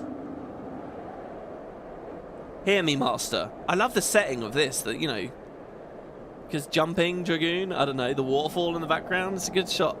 Hear me, Master. You have mistaken the cause of the dragon's return. The Eye is not to blame. A premonition came to me by virtue of the dragon within, warning me that the great worm would soon rouse. Even as he slumbered, Nidhogg seethed with irrepressible rancor for that wound of 20 years ago. That rancor will send him flying as a speeding arrow to Ishgard, whereupon death and devastation will ensue. The anger from just 20 years ago? But there is a possible solution. Were the Eye taken to a remote land, Far from the Holy See, then and only then could destruction be averted and the lives of innocent Ishgardians be spared. You mean to make bait of yourself? Nay, there is more to this than you let on. You seek vengeance for Ferndale. To me, the two are one and the same. You know my past better than any else. It was for no other reason than to avenge my family that I became a dragoon. Dragons long outlive men and do not soon forget the wrongs done to them. Yeah, this is a key plot point in this whole story. That dragons live a long fucking time and they have a long memory. And we're just petty mortals, passing in the wind to them. What grudge they harbour burns as a fire in their hearts, over time swelling into an unquenchable inferno. You need only look back on history to see that Nidhogg grows stronger with each awakening. When he last darkened our skies, the Great Worm came within a hair's breadth of laying waste to Ishgard. Naught short of death will prevent him from completing his mission when he next wakes. Nidhogg took everything from me. Now I shall take everything from him, even if it means my life. The eye works in ways men can ill comprehend, but this much is plain. In choosing 2 Azure Dragoons in 1 generation, it means for us to join together in common cause. Adventurer, you have heard my resolution. Now I ask that you lend me your power. I, the power of the dragon. In the long and proud history of Ishgard, never before have 2 Azure Dragoons arisen in the same era to fight as one. This is our best, nay, our only chance to send the Great Worm to eternal slumber. Behold my armor. This is the Draken Mail, forged in the lifeblood of dragons.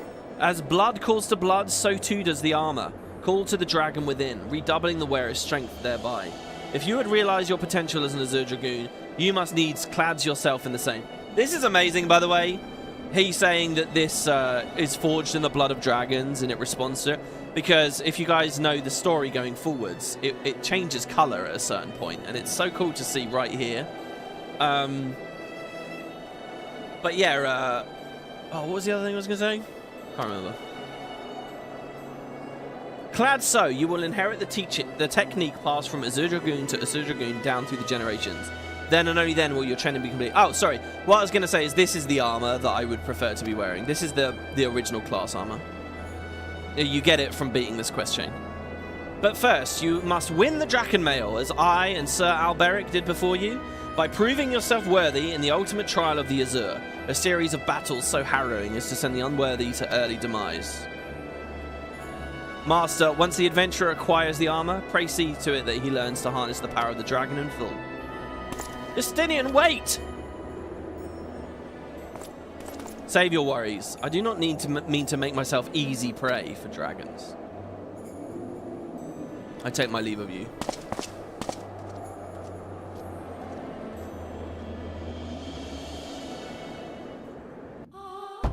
Long memory from our perspective, but for them it might as well be a moment. Yeah, exactly. Alright, Alberic. See, this is one of those weird moments where the way that this quest chain is clearly coded is they just want you to keep going back here. But Alberic could have spoken to us on that rock, for sure. And we know they have the capability of doing stuff like that and phasing and teleporting the characters around. They do it constantly. I like how this whole quest is taking place at the first Dysasterial Observatorium of Ethereal and Astrological Phenomena.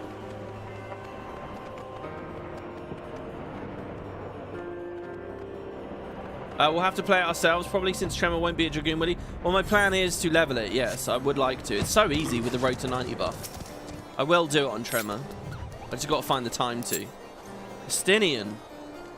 Forgive me, I was deep in thought. Now then, as to acquiring the armor of which Justinian spoke. At first it was my intention to bequeath mine own armor to you. I'm an Azure Dragoon no longer, and its powers are wasted on me. It would be simple enough to hand it over to you and complete your training right here and now. But it is, as Justinian said, the Draken armor is no ordinary set of mail. Its strength derives from the dragon blood whence it came, the blood's power resonating with the soul of the wearer.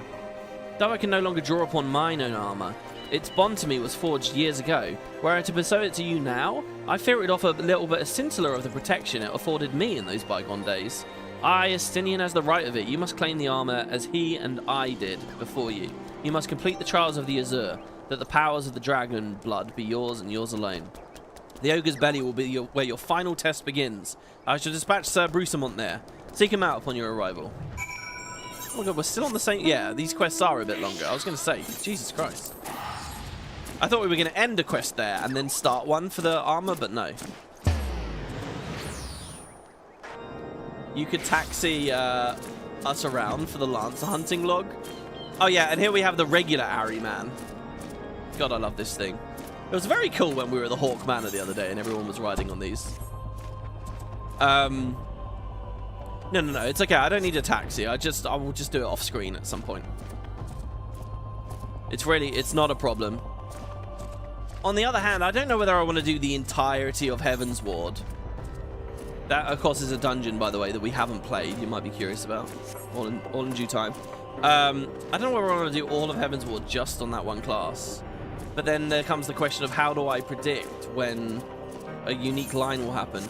You might not need to be on the class. You might just need to be on a character who's beaten the class or has unlocked it. Does that make sense? Which would be most handy. You've grown strong since we last met, adventurer, but you pale in comparison with your Azure forebears. If you'd prove me wrong, let the lance do the talking. This storyline is definitely like... Oh my god, we just one-shot it. Is that really it? Like, they have the story sections and then blatantly have, like, the combat bits, which is just a bit of filler. Once again, adventurer, you prove yourself worthy beyond my expectations. Take this. But know that the trial has only just begun. Your next challenge lies in the chamber beyond. And Horstinian. It's funny, you've got Estinian and then Horstinian. She, by the way, I think is the major character in the... So, remember, every class quest expands as the expansions go along. So, Chapter 2 of this, you saw it in New Game Plus, there was a Chapter 2. It's all about her. You, a foreigner, would don the Draken armor, then prove to us that you will not do it dishonor. Seriously, she's the major character in the next one. And I've played that too, but no further. He's using an ability called Catapult.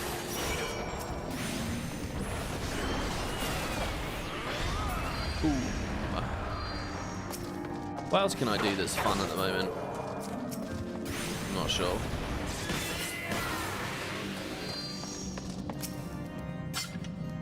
So you saw as I hit that target there, by the way, the damage number was in grey. That meant that I never triggered the flank or rear mechanic, which I should have, because I hit him in the front instead of in the back. So Alberic said that the Eye has chosen you, and it would appear he speaks true. The armor's yours. Wear it with pride and honor. Your trial is now complete, but be forewarned, many before you have made it this far, only to fail at the final challenge. Do not let overconfidence be your downfall. Okay. So, deeper into the cave, one more trial.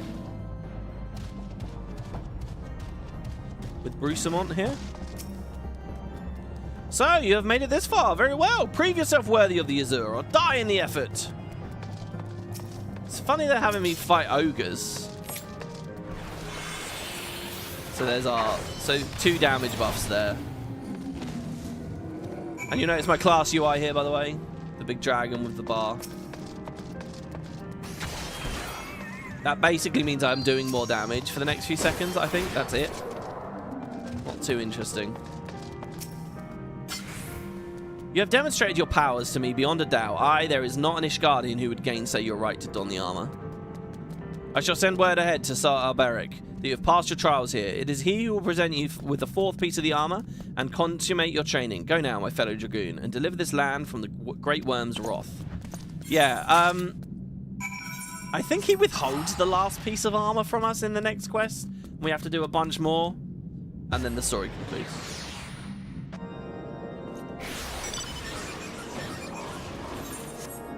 What's this? Knowing 14, it would be more likely you have to be a Lancer, but who knows? How do you mean? You love the Dragoon moveset and abilities than the other classes. I think if you're a Guild Wars 2 player, and you're really used to the very movement-oriented action combat, Dragoon's a good place to go. You don't get any of the weird slide casting or cancel cast nonsense. You get a lot of freedom, and you get to like jump and climb around and do things a little bit more. I personally do prefer Monk, but this is a good starting point for sure. Also, I think melee just in general is a bit more engaging.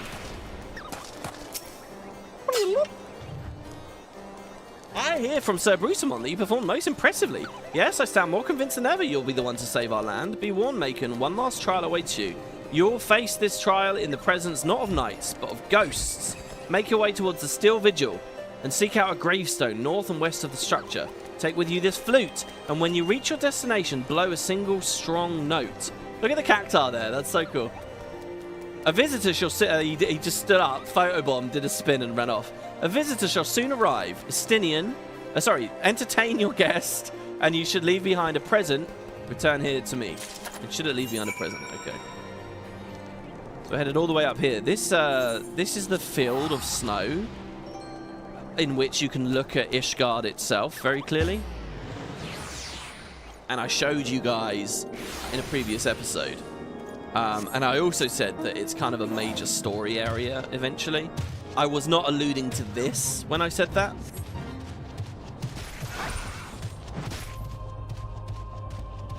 I was alluding to something with another character. We're doing a lot here of like dancing vaguely on the line. I don't think I've ruined anything for anyone though. Alright, here, check this out.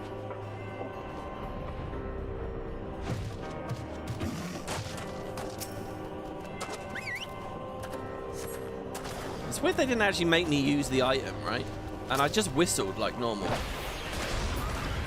Boom. That's the Grey Wine dead. Why was that so satisfying? Holy crap, it died so quickly. Jesus.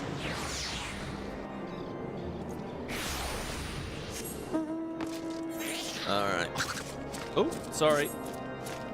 Yeah, I love how all the mounts have little, like, noises if you get them to take full damage, which is kind of rare once you can fly, you know, but it is a thing. So I believe flying, when you have both stars of mount movement, is it the same speed? Or is flying always the fastest way of traveling?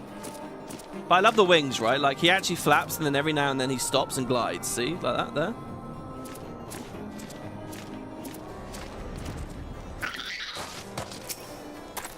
Your presence before me indicate... Oh, sorry, we're very close to you. Hello. Yes, here, look. I have a draconian flute back for you. The shrill tone emitted by this bone-carved whistle is believed to summon minions of the Javanian Horde. And then here also a Horde skull, proof that me or someone else slew Greywine. It was me. Ah, the skull of Greywine, old warrior of the Javanian Horde. It said that in ages past he could bring down a castle with a single breath. His strength has dwindled since those days, but a dragon past his prime is a formidable foe nonetheless. In slaying him, you have proven yourself worthy of this. You now possess 4 pieces of the armor that Estinian, myself, and our forebears did wear. While doubtless you wonder about the 5th, I can tell you that I can tell you only that it is not mine to give. Fear not, however, your triumphs in the trials and against Dragon of the Horde give evidence that Draken blood now resonates with yours. Yes, you stand before me as prepared for your ultimate challenge as any could be. And yet, before you proceed, I would hear it from your own lips. The Great Worm's power is the stuff of legends. Have you truly resolved to fight this battle? To risk your own life to deliver a foreign land from the clutches of its ancient foe? When you're certain that your mind is settled, return and speak to me. I'm sure we'll never actually deal with Nidhogg. That's way too big, you know? We've got the Scions of the Seventh Dawn to deal with. And primals and stuff. So, you would join your strength to Estinians, that Ishgard might be free from the rage of the Great Worm forevermore? Then I shall honour my promise. You shall have full use of your powers by the time we're done. Before we begin, there is something I must needs confess. You will recall the tale of my battle with Nidhogg 20 years past, and how the power of the dragon left me on account of the injuries I sustained? What I said was an untruth. The power did not abandon me, Maechen. It was I who abandoned it. Being derived from our mortal enemies, the power of the Azure Dragoon is a double-edged sword. Even as it lends us the strength we need to smite dragons, it heightens our communion with the creatures, rendering our minds more susceptible to their seduction than ordinary men. Even as I buried my lance in Nidhogg's flesh, our gazes locked, and mine eyes met then with a look that would fair impale a man. In that instant, I found myself assailed by a torrent of emotions not mine own. sorrow, rancor, pity. They threatened to drown the man in me and leave behind a dragon. Fearing that I might turn traitor, I chose to purge myself of the power that the Eye had bestowed upon me. Thus, regaining lucidity, I was able to rout the grievously wounded Nidhogg. Alas, countless of his brethren yet remained. As if to mock me, they fell upon Ferndale with a vengeance. Bereft of my power, it was all I could do to save but one child. Nary a soul knows of this. Nay, not even Estinian. But I can keep him in the dark. But I can keep him in the dark no longer. At our last meeting, Estinian said that protecting Ishgard and exacting revenge upon Nidhogg are as one to him. That frame of mind, I fear, may well lead to his demise. The desire to protect and the desire to avenge are opposing forces that can ill be reconciled. Worse, the latter serves only to cloud his sense of self. When Estinian and I meet, I intend to confess all, though it mean the loss of his good opinion. The outcome of the coming battle and his very life may well depend upon his readiness to relinquish his powers. Like, I'm sure if he gets in any stressful situation, that's absolutely what will happen. Never allow yourself to forget the origin of your strengths. Ever does the dragon lurk behind your eyes, biding its time, ready to claim you for its own. Aught less than complete conviction, and you will find yourself in its vice-like clutches. So forewarned, let us return to our present endeavour. My promise to Estinian was that I would impart unto you the teaching that will mark you as a true Azure Dragoon. If you would know the truth, however, this knowledge is not within my power to bestow. No, you must claim the technique, much as you claim the fourth piece of the armour you bear, by proving yourself in battle with the dragons whose power would unite with your own. I entrust you with this flute once more. Take it to the southwest of Providence Point and blow a single note. By locking wills with your adversary and prevailing, you will prove yourself to be worthy champion. You will prove yourself worthy to champion the cause to which your lance is sworn. The dragon within you shall then awaken. Okay, my god. Oh, this one's closer to the Aetheryte, at least. You remember people speculating that the points and blades on the Draken armor is in case the Dragoon gets chomped or swallowed, the armor will tear up the dragon's insides. I don't know if there's anything in game to suggest that, though. That's very cool. That's really metal, isn't it? I can totally imagine it. I love the whole, like, jumping thing paired with the whole... Oh, we got to get up here. I'm sort of cheating a little bit by flying up, surely. I think the point was we were supposed to go out the north, all the way up and around like so. There we go. Yeah, I like the whole jumping thing paired with dragons, like the visual of them just jumping onto the dragon's back. And that's not even something you have to imagine in a badass way, by the way. It's something you will see in the CGI cutscenes. Basically, whenever Estinian is in one of the major cutscenes, and you'll notice from the start of this Let's Play, he's not been in any of them. Around ARR or 1.0, Estinian doesn't appear in that stuff. But he will, believe me. And he's always doing cool stuff like that. I always think that that's a nice little touch, you know. Because they could have had... Well, no, I mean... Also, I guess Dragon is something that influenced them. Dragoon doesn't really mean that, though, does it? Like, if you're a Dragoon, like, as an IRL term, doesn't it just basically mean, like, mounted cavalry? Isn't that the thing?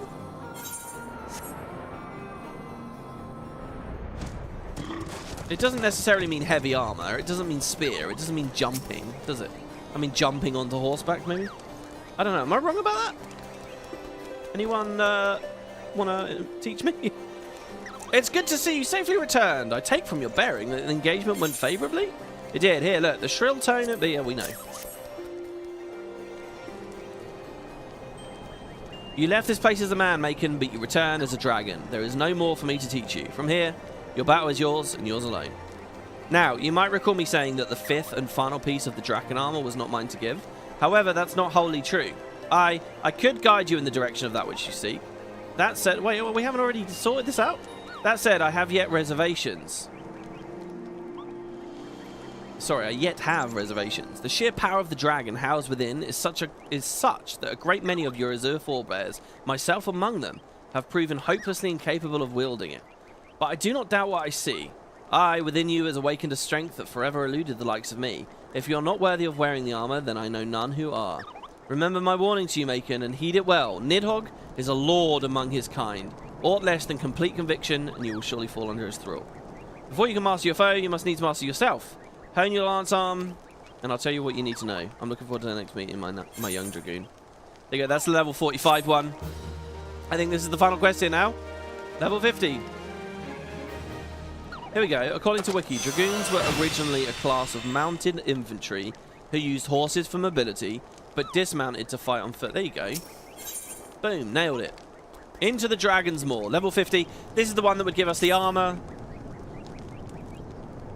And our final button, which I think is the giant jump that I've been using, the Dragon Song dive jump. Ah, Maechen. An urgent message arrived from Estinian in your absence. He bids you come at once to the Still Vigil. It would seem Nidhogg is on the move, and rather sooner than we'd anticipated. It appears you've not yet fully become a master of the dragon within you, and yet we are racing against time. I fear we have no choice but to do battle to the best of your current abilities, and without the Draken Mail, I promised. Now, let us away. Estinian must know the truth of Ferndale, lest he fall for the Great Worm's seduction.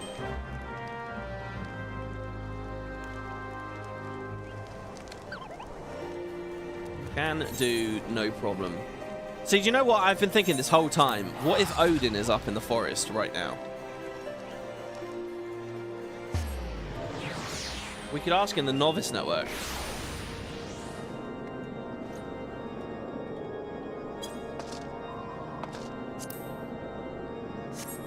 And we can keep an eye on that and see what the players in game are saying. I'd love to fight that guy out there. This guy says, yeah, I think there was one last night.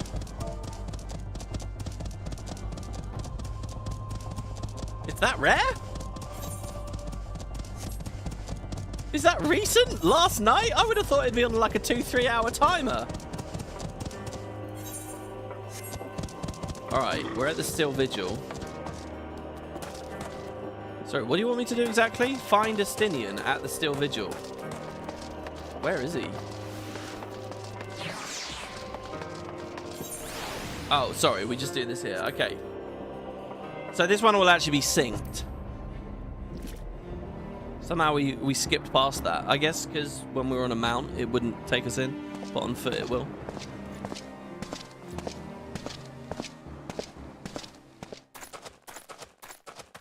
The Japanese name of Dragoon is Dragon Knight. Oh, it's just straight up Dragon Knight, is it? That's quite cool.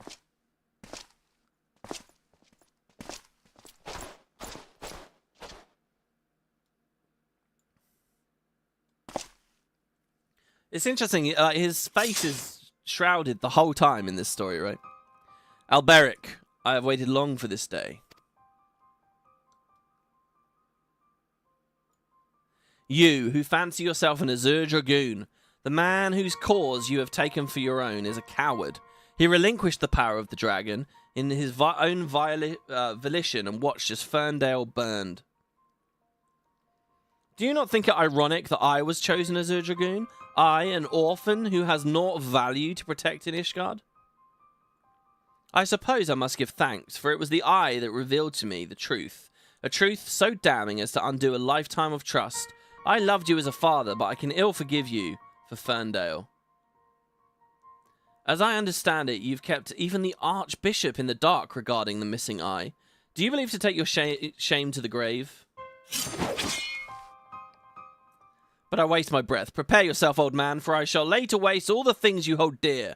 And once I'm finished with you, I shall do what no Azure Dragoon has succeeded in doing. I shall claim Nidhogg's head. Calm yourself, Estinian. Your rage renders you vulnerable to the dragon's influence. Oh, you see that my little bomb earring? Oh, God, Maechen's a badass. Look at this character, guys. Look at him. Maechen. In you, I thought I had found kindred, someone besides whom I could fight the Great Worm. It is with heavy heart that I relinquish that dream. Your affection for this coward has rendered you deaf to your own destiny. Very well. That we would one day cross lances was inevitable from the moment of our very first meeting. As we shall now find out who is the Eye's true chosen. There can only be one. I read that very weirdly, sorry guys. There can only be one! Is that better? I am the Eye's true chosen, and you shall know it when I bury my lance in your chest. Estinian, stop this madness! You and Maechen were meant to be allies! Ah! I like how he's just wailing in the background there. Oh, he jumped on me, roughly around when I jumped on him. If I see him do it, I'm going to faint, just because it's up. Heart stopper. Well, we can dodge that. That's not a good one to faint then. Ah, yes, the power of the eye, but it cannot compare to mine own. Oh, well, there we go. I don't know what was going on there. The dragon's eye was drifting in or something. Man, well, that wasn't even I was synced there, by the way. Estinian, surrender not to the beast within. Have you forgotten your vows? Feeble creature, dost thou desire power? Is this the dragon speaking? The dragons have their own language, by the way, which we understand via the echo, and it's very cool to read and listen to. Look to thine anger and to thy hatred. It is there that thou shalt find it. O mighty Nidhogg, Lord of Dragons, says Estinian.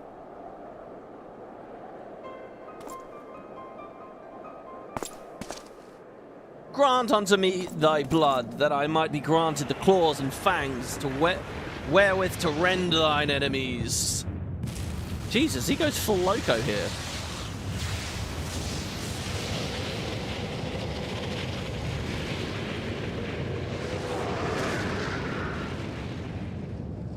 Oh, min and max eye level on level 50 duties is a much wider gap than other levels. Ah, there you go. That explains it. Thank you. Maechen, this is impossible. It cannot be. Boom. So we got the armor. Sort of. I think that was just we were inhabiting a Dragoon of the past, maybe. Where did he go?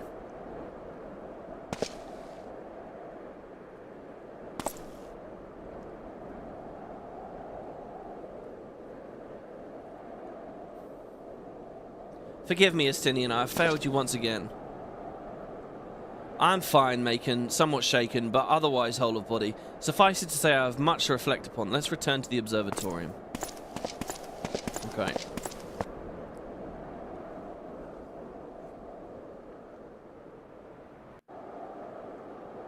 Yeah, last time I did that fight definitely took a lot longer. The soul of the dragon shines with unbound radiance. Because I wouldn't have been in good gear. Makes sense. Look at all these little packets of 100 gil I'm having to spend, guys. Teleporting here. Outrageous. I guess it's always just 100 gil to teleport to an aetheryte in your own town. Oh, nice. One of you guys found me in-game.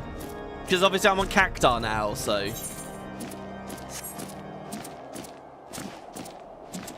he just exploded. I guess we won't see him in the expansion after all.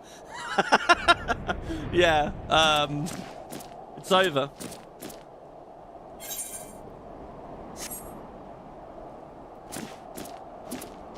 I like how the flapping sound effect for this fly eye is even slightly different to the other one. It sounds a bit more stony, you know. Or maybe I'm imagining that. I'm probably imagining that. When the being of darkness closed upon us, you appeared to me in the spitting image of Haldrath, the dragon's eye, just as he is depicted in the Holy Scriptures. I thought that mayhap the years had taken their toll on my mind, but behold, the soul of the Dragoon shines as it never did in all the years I bore it. It would seem you have achieved that which was thought impossible. You have awakened the ability that none but the first Azure Dragoon possessed. Truly a momentous achievement. I can still scarce believe that you were able to summon the self-same Draken mail worn by Haldrath. To think that it had been sealed within the Soul Crystal all this time. I have borne witness to many and more wonders over the years, yet none compares to you, my young Dragoon. Could it be that you are... mark not my mutterings. I'm certain it was your indomitable sense of justice that resonated with the spirit of the first Azure Dragoon, prompting him to display the armor upon you. Yes, that is doubtless what happened. As the being of dark... I'm actually not sure what he's alluding to there, by the way. What does he think that's going on? As the being of darkness faded, so too did Nidhogg's aura subside. And now, his kind have ceased their stirring. Whether this was compelled by your awakening, I cannot say. I suspect we'll learn the truth of it eventually. Estinian, my dear boy, whatever becomes of him, he will ever be as a son to me. I pray that he is somewhere out there still. and that he has not wholly forgotten the great man he once was. When that darkness brushed against me, the self-same torrent of emotions swept over me as those I experienced 20 summers past. But there was something else besides. There was a voice, and it lamented the rift that divides dragons and men. Hey, thanks for the member there, that dang boy. Obviously, you're on a bit of a spree there. You got 3 silver potatoes. Not bad. You will come to comprehend what I speak in due time. Till then, Maechen, I pray that you will ever use your newfound strength in the name of justice. I don't think we have anyone that has a gold spud yet, so I don't know when that will unlock. Let alone 2 or even 3.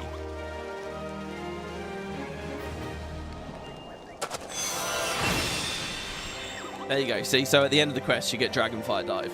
And there you go. That concludes the Dragoon Quest for Realm Reborn. And look, that was kind of middling, I think, maybe towards the end.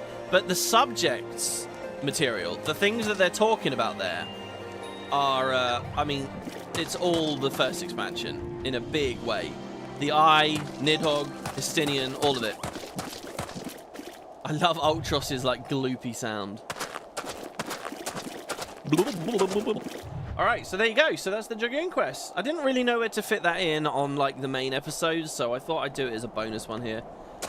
What else is there? Oh, man, there's so much we could do. I'd like to do this Odin thing. What I will do is show you some treasure hunting as well now. I don't know how many of you guys are in-game or maybe want to do this with me. But I haven't really shown this off. I can show this on Maechen now. Again, this is something in one of the later patches. So let's round out this episode by doing this here. If you look in my inventory here, I have this bottle. It's a time-worn toad skin map. This bottle holds a time-worn map classified as a risk grade 3 among treasure hunters. And you'll see that people spend a reasonable amount of money on them on the trading posts. 12k, 40k, 38k. About 4 or 5 of them sell every day. The thing is, this is just a Realm Reborn, so it's very old. The ones from the newest expansion are probably pretty good. But so this is what we did in that quest, right? We decipher the map, and you can see this amazing animation here with Maechen actually looking at a map in his hand, and then there's the exclamation mark. And what it does is it pops this little bit of UI here, this small map. And what I need to do is I need to see exactly where this is on this screen. So to me, it looks like it's this pond. And a good thing you can... This is made of the snowman. Well, a good thing you can do is look at the text as well, wherever text appears. So it looks like it's probably about there or something. So I'm going to put a personal marker there. Pray return to the Waking Sands. Now, I don't have any tickets for that on Maechen, unfortunately. So we got to go this way. It's a really remote treasure map, actually, that. That's one of the most remote ones you can get, I'm sure. So now that we can fly, by the way, instead of going through the tunnel, we can go over the tunnel. And you see there's all these areas here, which are clearly like... So, remember, flying was added to ARR very late, so a lot of these places are, you know, they're very thin. They don't really... You're not really meant to be adventuring here. And in fact, I'm not allowed to stop flying here. They won't actually let you land in any such weird place like this. ARR is full of them, though. Absolutely full. Where the devs didn't really ever expect you to play in places like this. I guess that's supposed to be the railway there as well, by the way, on the world map, but we don't see it. Maybe it's underground? I don't know if there's any weird Easter eggs or anything. But yeah, so instead of going all underground, we can go like way over. We're near that Guildhest place here as well. Oh, that dang boy, HWP, been keeping up with you on the MSQ. The streams have been great for the extra lore details as per usual, makes the game far more enjoyable. Thank you very much, man. Thank you. You guys have been very generous today. I really, really, really appreciate that. So thank you very much. And yeah, hopefully we'll just keep going with it. So now that we're in the area, what we need to do is dig. Just as you saw me do in the quest before. So I'm going to dig here. And I'm pretty sure I'm in the area. And there it is. There's the treasure coffer. Now, when you open this, you're going to get ambushed. So make sure you're on a combat class. I've made that mistake many times. I think as soon as we open it, we get gold immediately. A bit. But now we want to kill anything from the treasure. So you see how the hunt log usually has that little icon? Well, now it's like a chest icon, you see. So we want to kill anything with a chest icon. And obviously, because it's ARR, we can basically just destroy everything. And then you open the chest. And I got an achievement for that. Nice. We caught that on screen. And you get a bunch of random items. Sometimes you'll dig up another treasure map. It's called like a resurfaced map or something. Like one treasure map will give you another. And those sell for loads. They sell for like 200k gil each or something. I've had 2 of them before.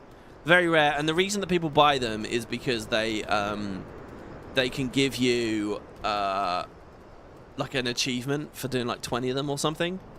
I think that's it. I don't know. And then there's also some very rare like housing decorations and things. So you might be wondering though, WP, where did you get that map from initially? Well, I can show you that here. So we will swap to Miner. Okay. And just last night, as I was watching that Minecraft Let's Play that I mentioned that depressed the hell out of me, this is what I was doing. I was getting some cobalt. So here we go to Camp Blue Fog. Get on our Arry Man or whatever. Run to the north. Now these blue icons are only level 40. They're quarries. So I don't need to do any quarrying. And I want level 50. So we're going to go just a bit north. And we saw from the end of the main storyline, this is like one of the higher level areas of the game. So these gold ones, these are level 50 deposits here that you can get cobalt from. This one gives you extra bonus items. So I get 2 cobalt per swing here. We can enable quick gathering. So you see, my miner is only level 84, by the way, not quite level 90. So I very slowly level mining these. Believe it or not, I do actually, like this entire bar here I got just from manually mining. Even though it costs like 7 million. Because it's very easy to just like brain off and do this here. But so every time we find these, there's a selection of items that we can get. Here I have a 100% chance to get my bonus, so I could have pressed Nullfall's Tidings, to be honest. Which would have meant I got 3 per swing instead of 2 per swing.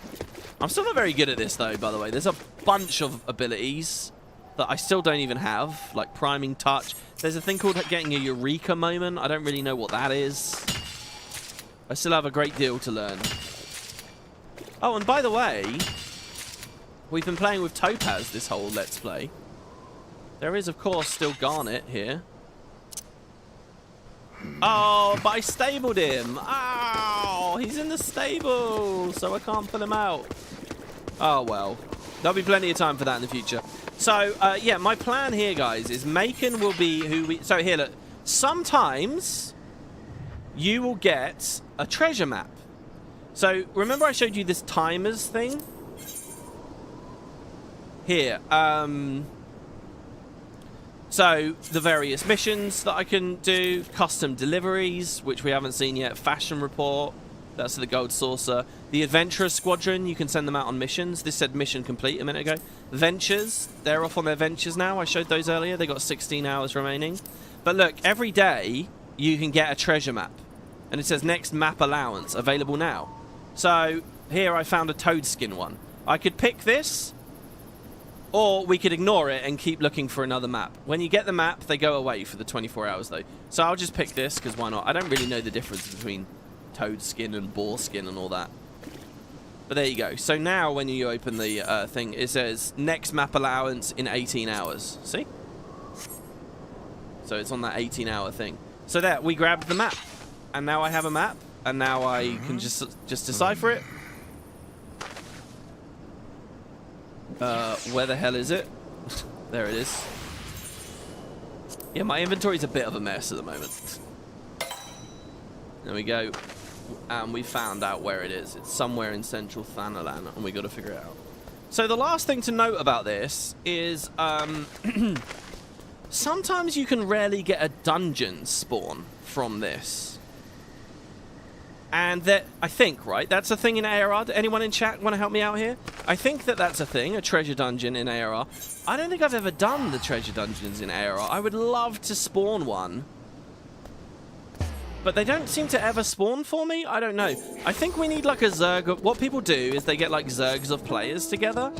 And everyone brings like 2 maps. You can only be holding 1 of each type in your inventory at once. You can put 1 on your Chocobo, I think, and 1 in your inventory. And the idea is you get a whole Zerg of people and you run around opening loads of maps and you roll on the loot. And if you get lucky, someone's map will spawn a whole dungeon for you to visit, which is really cool. And I'd love to see, and in theory I could do that with you guys right now. But, you know, we're on the wrong server here and it's a bonus episode. In my dream, we had a Zerg with us right now, to be honest, and we could try and get a dungeon. Oh, see, and I just fucked up. I just did the thing. Damn it. See, I'm still a miner, so I can't kill those mobs. They're too strong. And I can't even summon my Chocobo to kill them for me. So we have to run away. And the first time I did this, I was so scared that the stuff was going to despawn. So now we are a monk. Or, you know, any combat class will do. And we can run on in. Oh, okay, the dungeons are only in Heaven's Ward and up. Are they? Oh, that's awesome. See, with my last series, some of you guys showed me the Heaven's Ward one, I think. That was the one I did. Okay, that's very cool. So there's no dungeon here at ARR, so we're not missing out. Listen, when we get to Heaven's Ward, I'd love to do that, guys. I want to show them all off. I want to cover the game, you know? So anyway, there you go, they're dead. And we get some weird items. Usually it's never worth anything. But some of these things, like in my inventory, I've been stockpiling pearls. These moonstones. These sell for 1,200 gil each, which is okay. But with enough of these, you can upgrade like your gathering gear, and it's kind of like a relic progression thing, sort of. But yeah, every day. Look, if you're a fisher, I think you can fish the maps up. If you're a botanist, you can log them up, whatever. But that's the idea. You can get these maps, and it's probably better to sell them, to be honest, than to open the stuff. You very rarely get anything good. But in the newer expansions, there's a lot of money in it, I think. And that's a very common thing in this game. It's a thing I never knew about and I didn't do for like years and years and years, to be honest. But there you go. So then the last thing I want to show you guys, and I want to do another ARR feature, I think came in with the patches, probably, and we're going to showcase it now, because I don't know when the hell else, is again, over at our grand company, there are bounties, there are hunts. And again, this is a thing, I think people get Zergs together, and what they do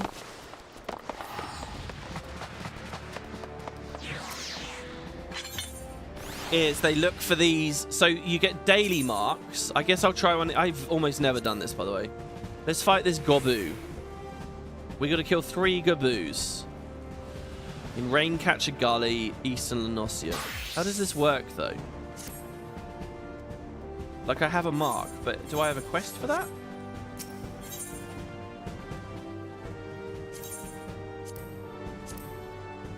Accept. I've already accepted that mark, Bill. Okay. Did it say in Upper Lenosia? Which one did it say? Raincatcher Gully in Eastern Lenosia. So Eastern Lenosia. Where's Raincatcher Gully? Probably near Wineport? So I don't really know how this works. You know the hunting log, right? When you get into the expansions, the replacement for the hunting log is essentially this. Where is Raincatcher Gully? There's the castrum. Which the main storyline doesn't actually take you to that castrum, I'm now realizing. Severed Ring, Red Mantis Falls. Oh, it's down here. Oh, it's just this huge area over here. Okay. I was looking at the small text, not the big text. Probably should have looked at the big text first. Oh, there's an item in my inventory. Oh, okay. Thank you. Oh, by the way, this Book of Skyfire. See this? This is a part of the, like, relic weapon grind. See, I'm working towards this. The Seraphite Atma. It's a monk weapon. See, so I've got to kill all these enemies. I got to do these 3 dungeons. I got to do these 3 fates. I got to do these 3 leaves. And then I finished that 1 book. And there's like 6 books, I think. 1 for every element. And that's just one tiny little phase in the full quest. That's like quest 6 out of 13 or something. Doing all the books is quest 6 out of 13. Like, I'm a good bit in. Anyway, sorry, I got distracted there. Mark bills, I see. Oh, I see. So just anywhere in the world I can... Oh, here you go. Look, look, look. He has a marker over his head. The Gabu.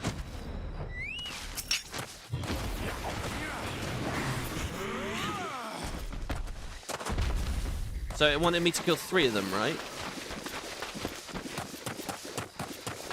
Let's swap Ultros here for something else. Kill that guy. And there's another one over here. Let's 6-sided star this guy. Oh, I didn't crit or anything. Alright, so that's 3 of them dead. Do I just automatically get the reward? Do I have to go back and cash it in?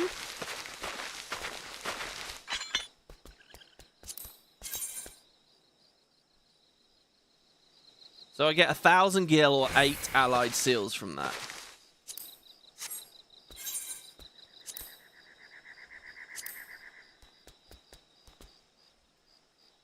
Let's go back, I guess. When you have a mark open, just press location. Oh, will it mark it for me? If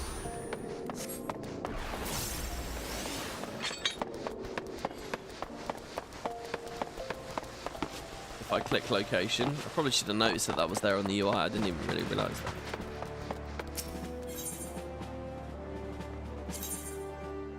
Okay, accept. Wait, I've already accepted. What do you mean? Ah! Did I get the reward? It says kill 3 targets.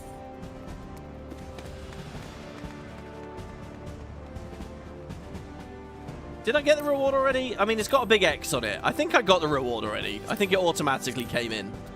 So then there's the question of the elite mark.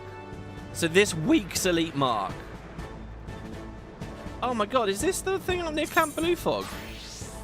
No, I don't know where this is. It says Northern Thanalan, fine.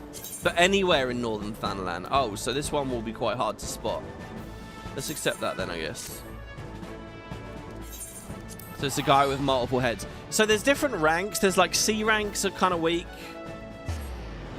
B, A, S. S is like giant world bosses, I guess. I don't know. I also read on Wiki that there's an SS rank. I was asking people in Spud Discord about this the other day. Apparently in the newest expansions, only Endwalker and Dawn Trail, the newest ones. Oh, no, it's there. I found it straight away. Flame Sergeant Dalvag. Now, what's my reward for this? Oh my god, why am I so just not getting used to this damn thing?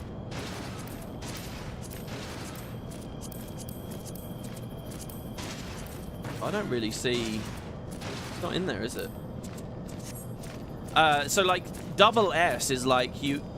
After killing an S, you have a small chance to get an SS. And I think you've got to have, like, Zergs of, like, 70, 80 players to proc that stuff.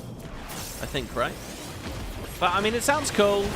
Apparently, it's a good way of leveling quests early in the expansions. So, there you go. That thing died. Did I get the rewards? I have no idea. Oh, what a bad showcase. Oh. I've not done very well here. Well, there you go, guys. That's hunts. That's squadrons. That's treasure hunting. I wanted to fight Odin today as well. I don't think it's going to happen, though. Number one, because, like, we're on making it. I mean, we could swap back to Tremor. But also the weather, it only spawns once per day. I feel like it was more common than that. That's the Dragoon stuff. That's the 2-seater chocobo. That's Ventures. That's how New Game Plus works. Obviously, you'll see we're now back to our regular thing. The next ship to set to sail. There you go, guys. I mean, that's the episode, really.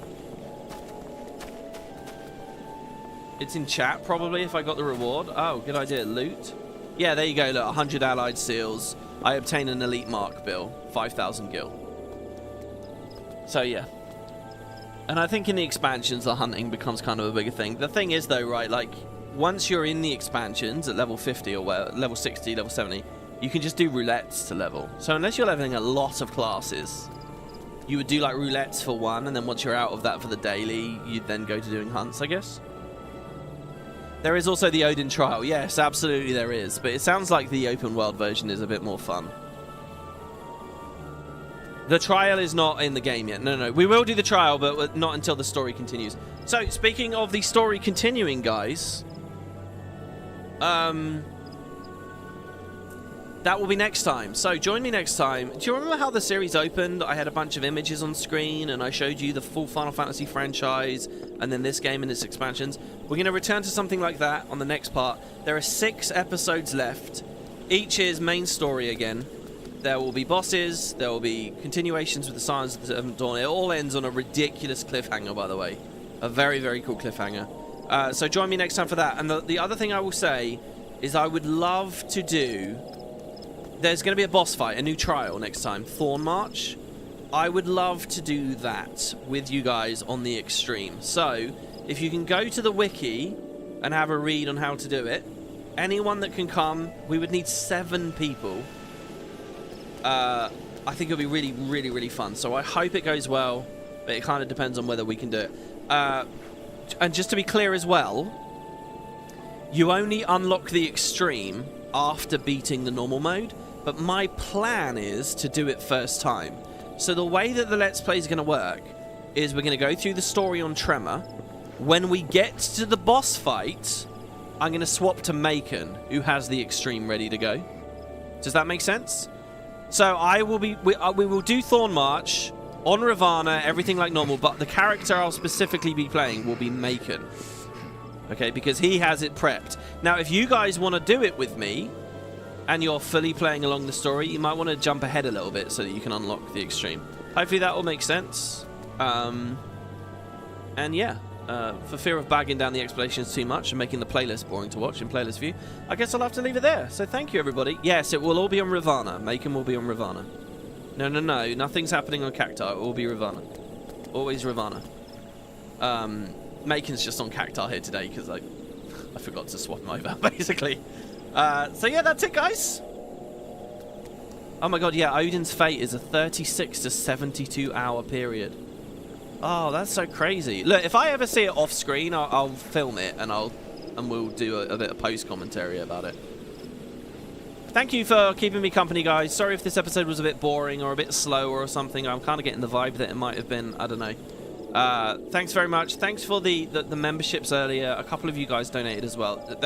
I'm trying not to talk about money or be a downer or whatever in the video, so thank you very, very, very much to that. I'm very appreciative of it.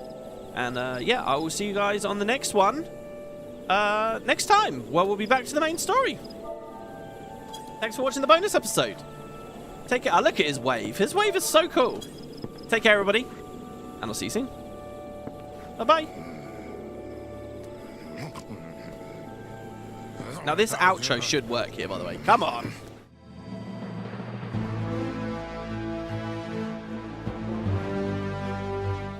Yeah, what did I tell you? Yeah, all right, one more time.